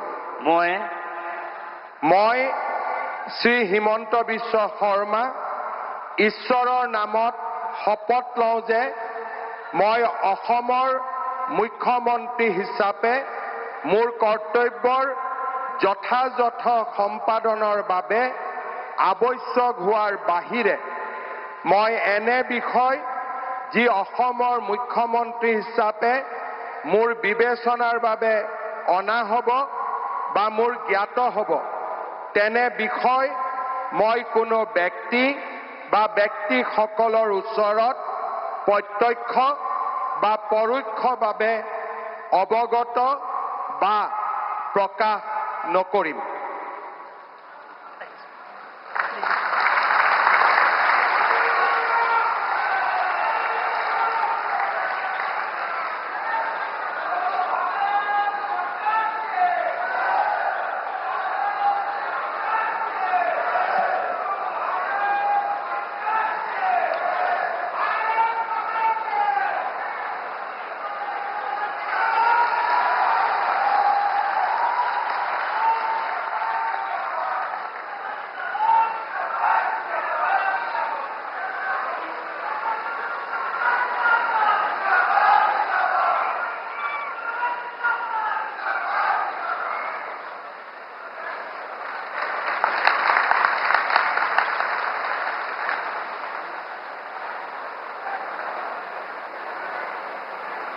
Sir, the ministers designate are present to take the oaths of office and secrecy.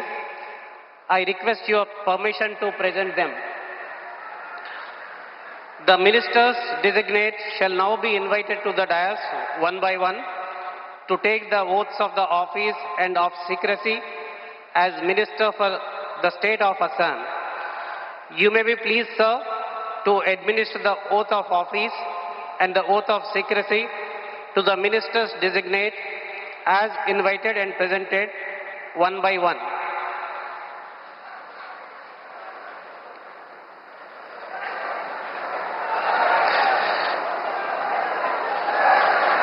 Shri Rameshwar Teli, Minister Designate.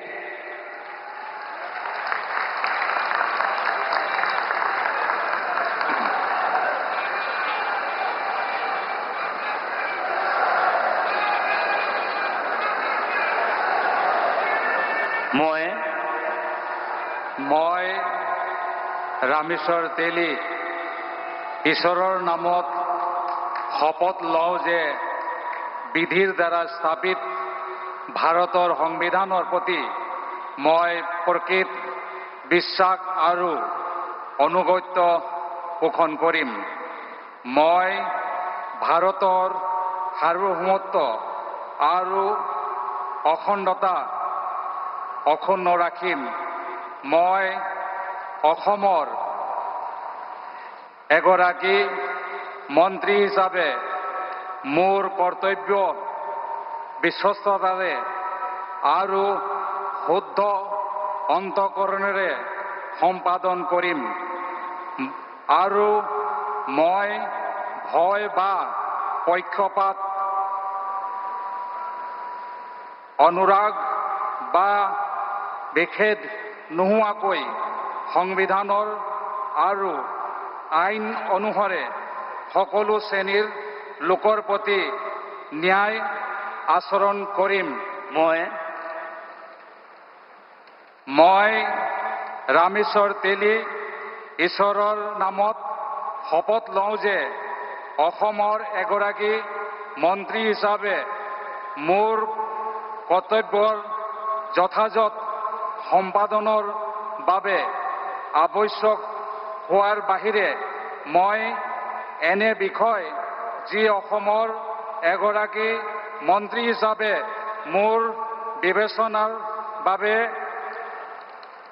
অনা হ'ব বা মোৰ জ্ঞাত হ'ব তেনে বিষয় মই কোনো ব্যক্তি বা ব্যক্তিসমূহৰ ওপৰত প্ৰত্যক্ষ বা পৰোক্ষভাৱে অৱগত বা প্ৰকাশ নকৰিম।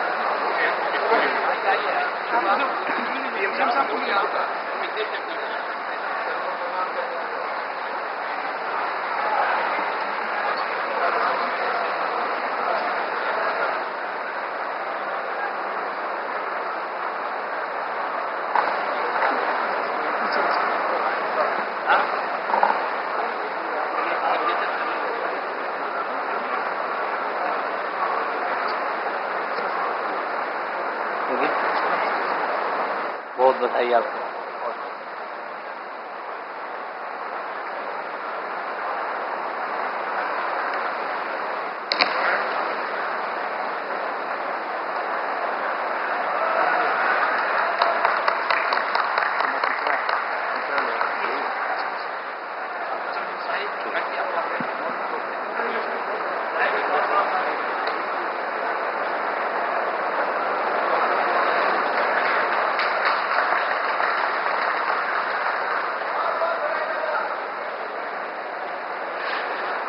Shri Atul Bora, Minister Designate.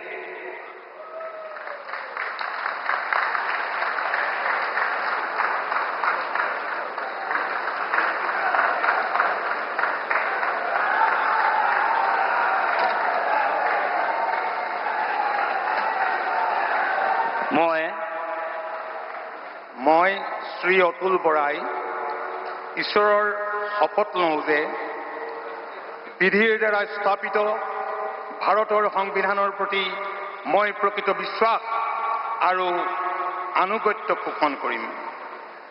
মই ভাৰতৰ সাৰ্বভৌমত্ব আৰু অখণ্ডতা অক্ষুণ্ণ ৰাখিম। মই অসমৰ এগৰাকী মন্ত্ৰী হিচাপে মোৰ কৰ্তব্য বিশ্বস্ততাৰে আৰু শুদ্ধ অন্তঃকৰণেৰে সম্পাদন কৰিম আৰু মই ভয় বা পক্ষপাত অনুৰাগ বা বিদ্বেষ নোহোৱাকৈ সংবিধান আৰু আইন অনুসৰি সকলো শ্ৰেণীৰ লোকৰ প্ৰতি ন্যায় আচৰণ কৰিম।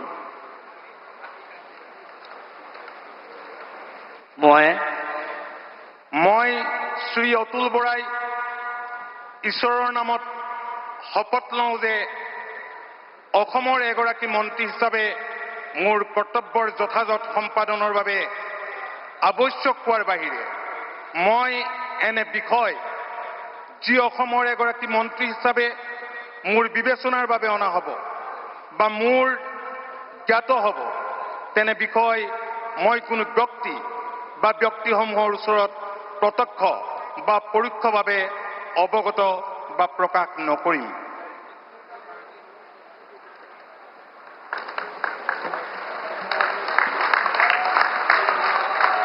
Short signature.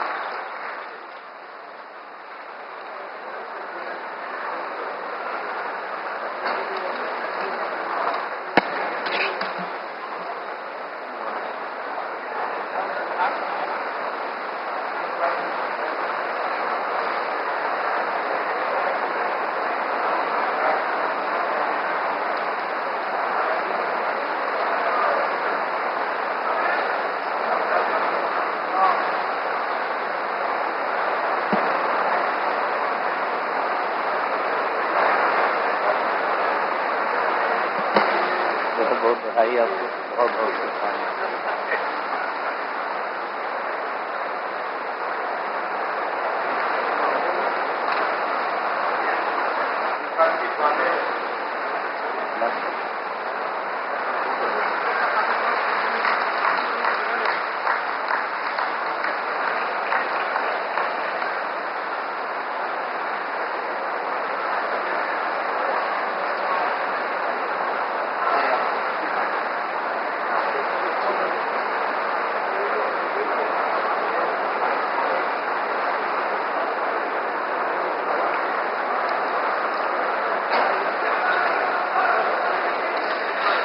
Shri Charan Bodo, Minister Designate.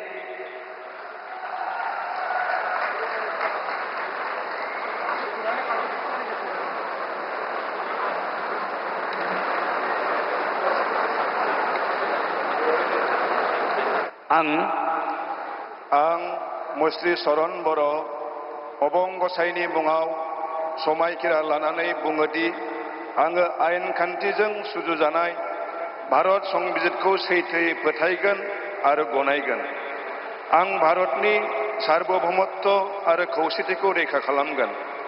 आं आसाम रायजोनि सासे मन्त्रि महरै फोथायनाय आरो गोगो गोसोयै आंनि मावनो गोनां हाबाफोरखौ गिनाय एबा सोरखौबा अननाय, मोजां मोननाय एबा गिज्रा गोसो लायालासिनो संबिजित आरो खान्थि बायदियै गासैबो थाखोनि सुबुंनि फारसे गाहाम बिसायगोन। आं चरण बर' अबं गसाइनि मुङाव समायखिरा लानानै बुङोदि आसाम रायजोनि सासे मन्त्रि महरै बिबान मावफुंनायाव आंनो मन्त्रि महरै दैथाय हरनाय एबा मिथिहोनाय बाथ्राखौ जायखिजाया सुबुं एबा सुबुंफोरनो थोंजोङै एबा खेंसालियायै फोरमायनाय एबा मिथिहोनाय नङा।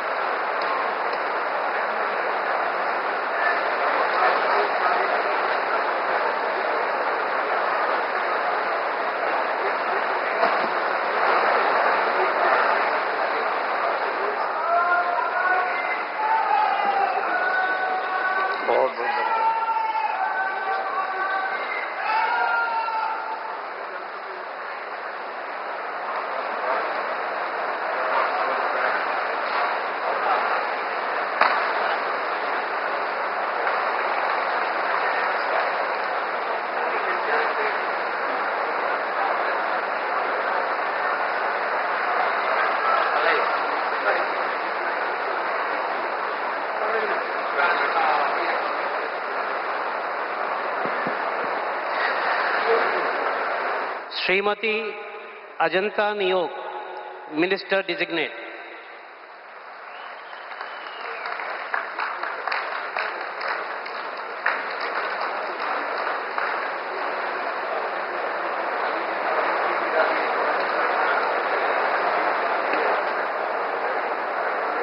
মই শ্ৰীমতী অজন্তা নেও ঈশ্বৰৰ নামত শপত লওঁ যে বিধিৰ দ্বাৰা স্থাপিত ভাৰতৰ সংবিধানৰ প্ৰতি মই প্ৰকৃত বিশ্বাস আৰু আনুগত্য পোষণ কৰিম। মই ভাৰতৰ সাৰ্বভৌমত্ব আৰু অখণ্ডতা অক্ষুণ্ণ ৰাখিম। মই অসমৰ এগৰাকী মন্ত্ৰী হিচাপে মোৰ কৰ্তব্য বিশ্বস্ততাৰে আৰু শুদ্ধ অন্তঃকৰণেৰে সম্পাদন কৰিম আৰু মই ভয় বা পক্ষপাত অনুৰাগ বা বিদ্বেষ নোহোৱাকৈ সংবিধান আৰু আইন অনুসাৰে সকলো শ্ৰেণীৰ লোকৰ প্ৰতি ন্যায় আচৰণ কৰিম। মই শ্ৰীমতী অজন্তা নেওগ ঈশ্বৰৰ নামত শপত লওঁ যে এগৰাকী অসমৰ মন্ত্ৰী হিচাপে মোৰ কৰ্তব্যৰ যথাযথ সম্পাদনৰ বাবে আৱশ্যক হোৱাৰ বাহিৰে মই এনে বিষয় যি অসমৰ এগৰাকী মন্ত্ৰী হিচাপে মোৰ বিবেচনাৰ বাবে অনা হ'ব বা মোৰ জ্ঞাত হ'ব তেনে বিষয় মই কোনো ব্যক্তি বা ব্যক্তিসমূহৰ ওচৰত প্ৰত্যক্ষ বা পৰোক্ষভাৱে অৱগত বা প্ৰকাশ নকৰিম।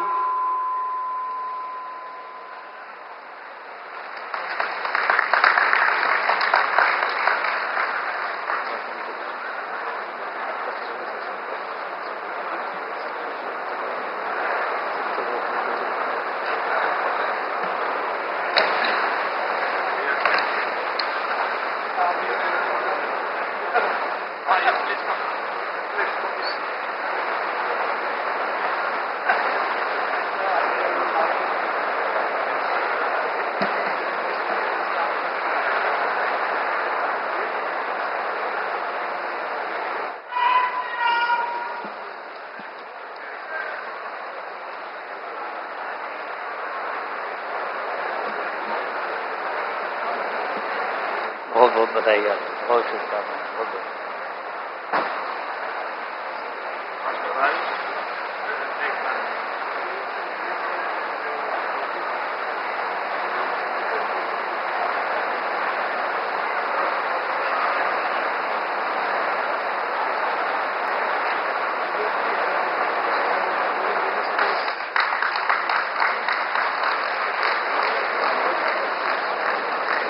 Sir, the swearing-in is now complete.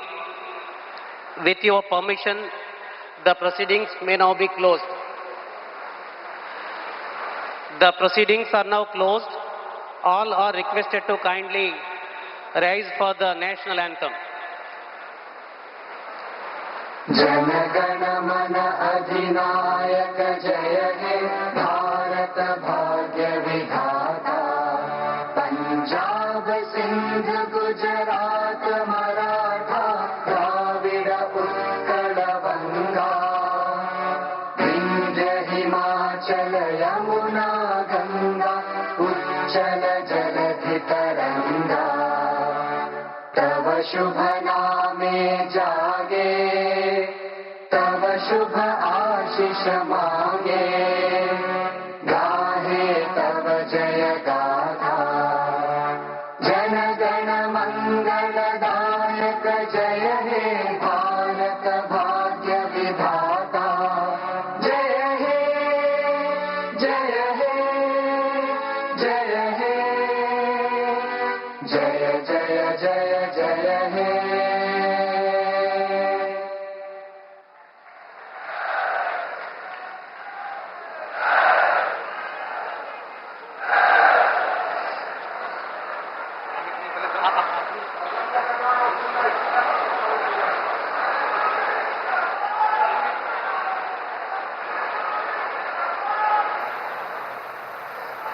Himanta Biswa Sarma sworn in as the Chief Minister for the second consecutive term. This is NDA's third consecutive term in Assam and Himanta Biswa Sarma's second consecutive term as the Chief Minister. This is a historic first for Himanta Biswa Sarma because he has become the first non-Congress leader in Assam's history to serve back-to-back as Chief Minister. Prime Minister Narendra Modi, they're now exiting the stage. And before that, he's greeting all the dignitaries who are present on the dais. A special greeting to all the chief ministers of the BJP who are in attendance. That is Samrat Chaudhary, the BJP chief minister of the state of Bihar. That's others who are all in attendance. Chief Minister of Delhi, Rekha Gupta, present. So is Naib Singh Saini and many others. This is the moment here for the BJP. You can see several union ministers also are present because this has been a big day for the BJP in Northeast. Chandrababu Naidu, Nitin Gadkari, Yogi Adityanath, Sanjay Jha, the JDU working president, Devendra Fadnavis, all of them present for the swearing-in ceremony. It's a show of strength for the BJP. Eknath Shinde there, Chirag Paswan, Swaz Chakma continues to be with us. Here is a special greeting for the new Chief Minister, that is of Bengal. You can see all those images coming in from the dais in Guwahati as Himanta Biswa Sarma accompanies Prime Minister Modi, and now he will be exiting the stage.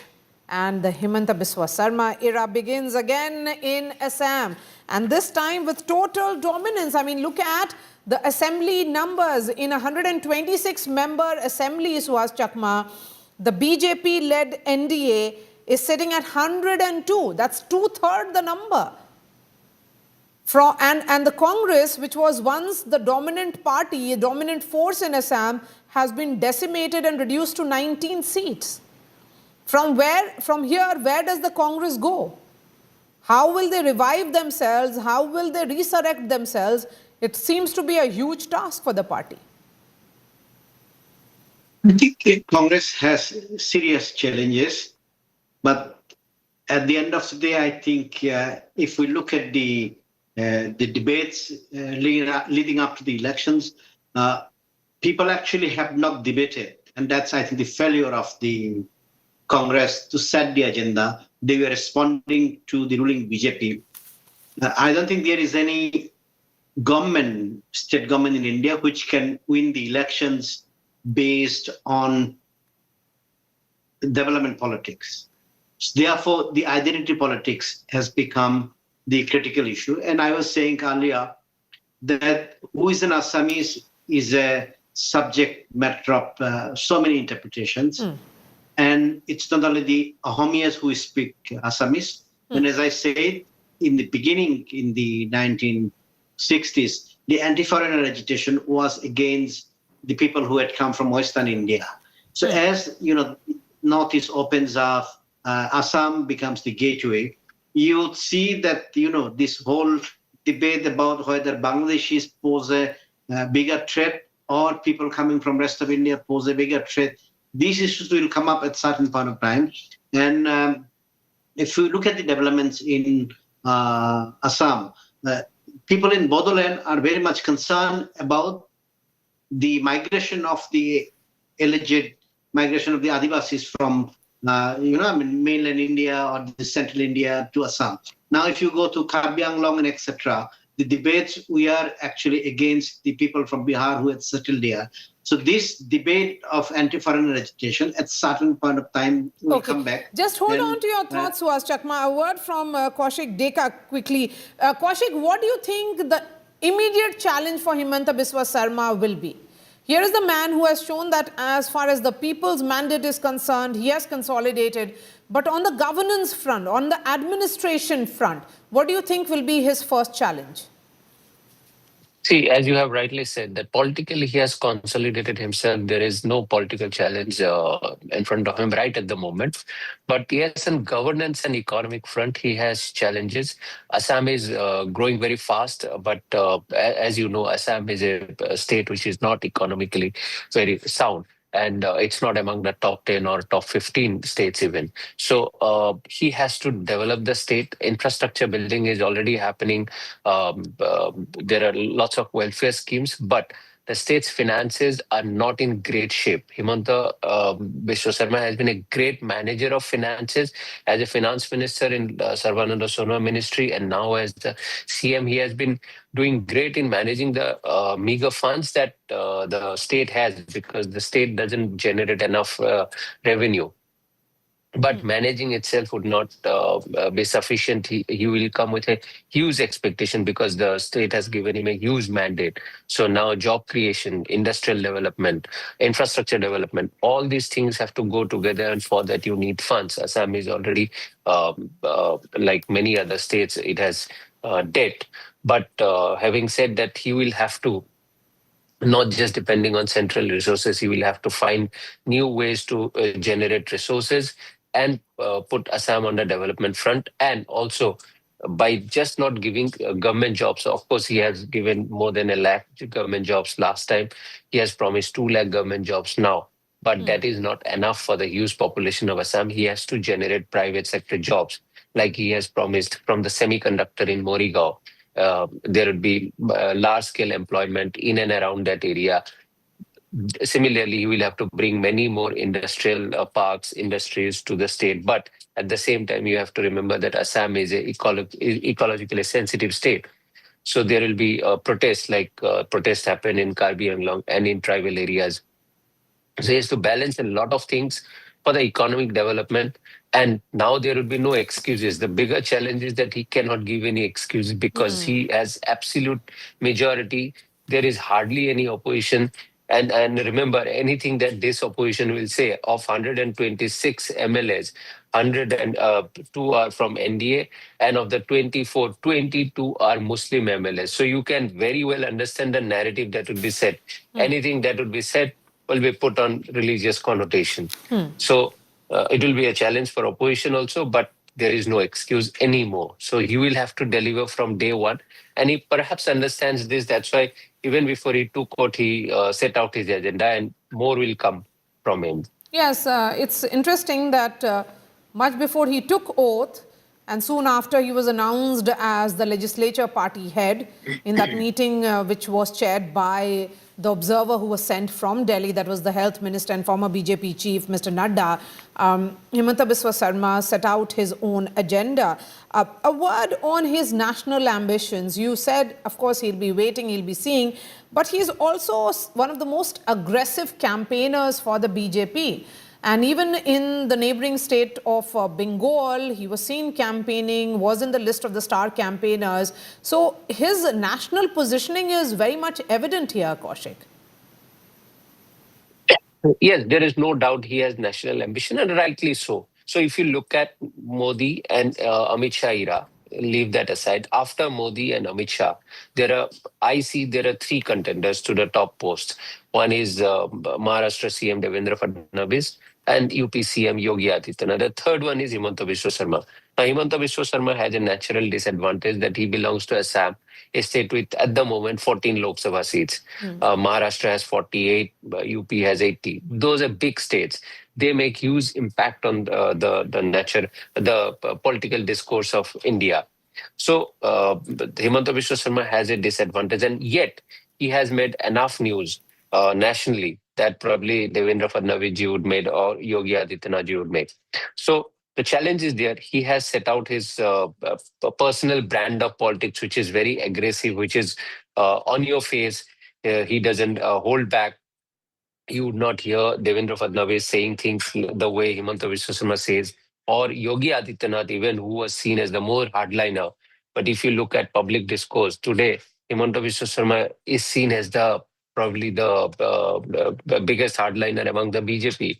Because if just a while ago during our Aaj Tak interview, when he was questioned about that, why you put out such a violent, the BJP handle put out a video where the CM was seen taking aim at a Muslim-looking person. He said the only mistake we did is just we didn't write the right caption that it was a Bangladeshi.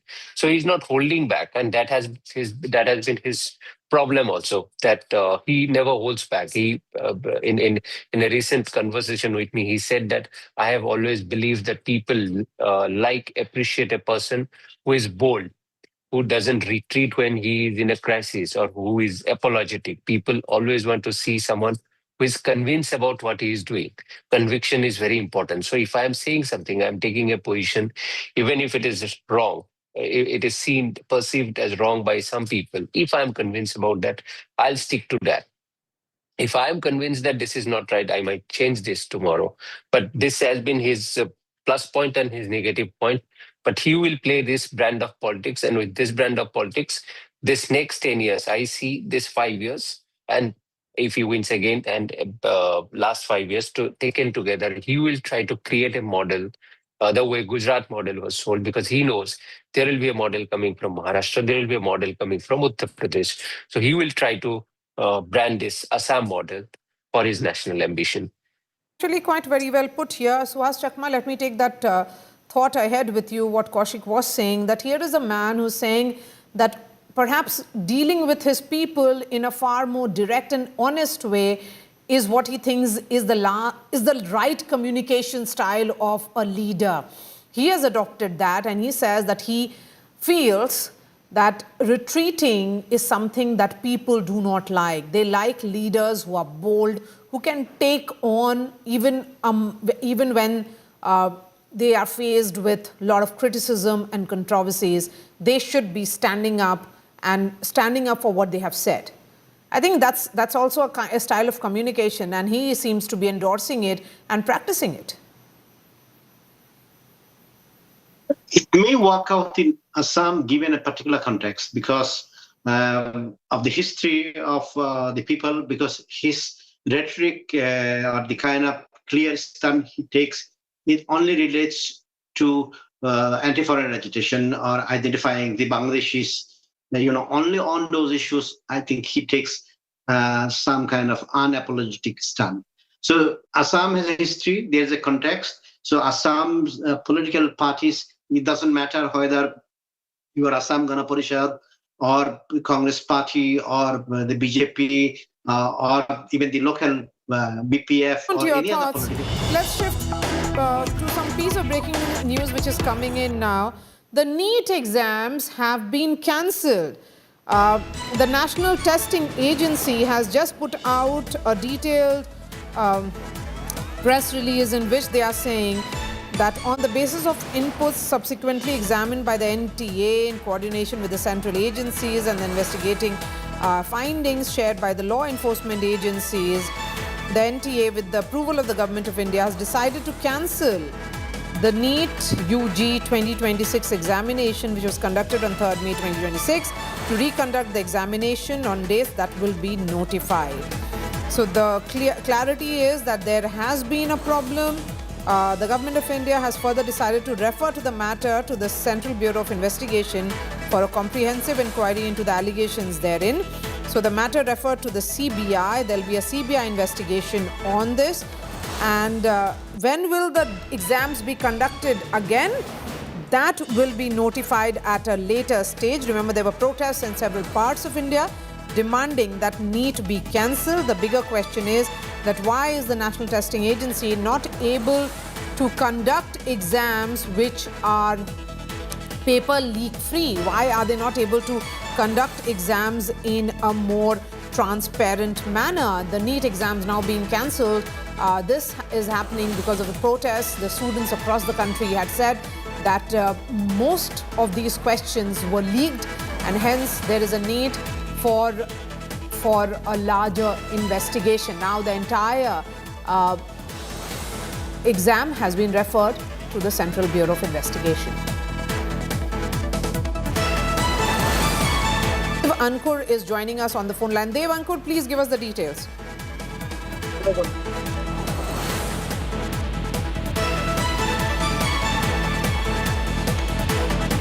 Hear me? Okay, I can hear you. Can you elaborate and give us the details? These were the demands of the protesting students that the NTA, which is the National Testing Agency, cancel the exams which were held earlier this month. In fact, there were these concerns that exam which was held on 8th must be cancelled. Well, Maria, this is a big development. Several of the details that had come forth had clearly pointed towards the paper being leaked, because as many as questions related to 600 marks apparently had already appeared in a guest paper, and that paper had passed on to several hands in Sikar district of Rajasthan.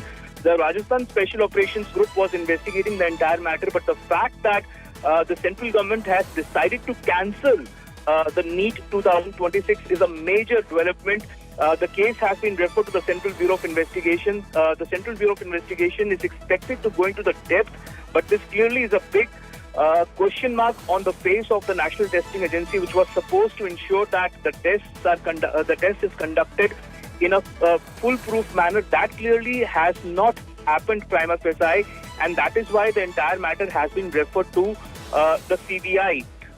In fact, as per the details available with India Today TV, a student who was earlier in Sikar district and had gone to Kerala had sent allegedly this guest paper to one of his relatives in Sikar, and from there that paper had passed on to several hands. The matter was, as per information, reported to the district police or the concerned authorities, but the action that should have been taken in the preliminary stages was not taken. The paper was conducted, and apparently, as I mentioned, several of the questions with regard to 600 marks out of 720 marks were already there in the guest paper. So it had raised several big questions as to how is it that, in fact, the entire chemistry paper is said to have been a part of that guest paper, and this clearly points towards a major leakage of the questions, and prima facie it seems that the paper which was printed as per information in Jaipur itself had leaked. So clearly Rajasthan in a way seems to have been the epicenter of this paper leakage, the alleged paper leakage, and the Central Bureau of Investigation is required to get into the depth of it.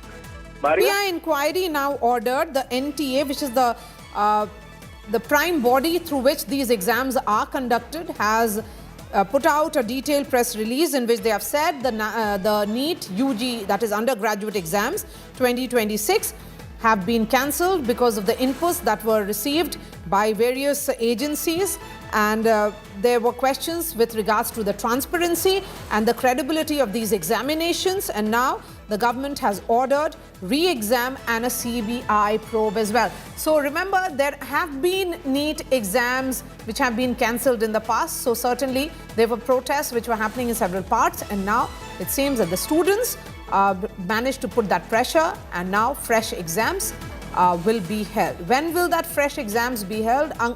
Dave, if you can give us that detail. Is there some clarity? Are you picking up from the Education Ministry sources about when are the exams likely? Well, Maria, it is too soon to comment upon when will the re-examination be held, but this clearly puts the career of lakhs of students in jeopardy. When will the exams be held? Whether they will be able to meet up the expectations of their parents, and how much of anxiety could be there. Imagine yourself to be in the position of a student who had prepared for months or years for this particular examination. This is the examination for entry into the MBBS for lakhs or crores of students who aspire to become doctors in this country, aspire to clear this particular NEET examination. And imagine the anxiety not only of the students but of their parents, their family members, that they must be going through at this particular stage, having known that the examination has been cancelled. And those students who had prepared honestly, faithfully towards trying to clear this examination, imagine their plight, imagine their dilemma that they must be in, and the kind of preparations that they have put in. They might be required to put in more preparations if the exams are delayed by, let's say, a couple of months' time. So all of those things are in the pipeline, and the government can declare the next date for the re-examination of NEET. But this clearly puts a big question mark on the conducting of this particular examination by the NTA, because remember, Maria, that in 2024 there were several big questions. The paper had gotten leaked at that time. The matter had raised several big questions, and the health ministry had to step in. So once again, it seems that the central government has put its foot down, decided to cancel the NEET examination 2026. And when will the examination be scheduled for? When will the students have to reappear for that examination? Is all something which is could be in the pipeline, given the fact that the government will have to take a stance on this matter, and also look at how again and again there have been question marks being raised on the manner in which the NTA has conducted this particular extremely important, prestigious examination, and several loopholes have come to the fore in the past. Question is, Piyush, that this is not for the first time it is happening. It seems to be almost like a yearly affair, where transparency in this entire process of examination is being asked, and the students feel that that credibility of NEET stands now questioned.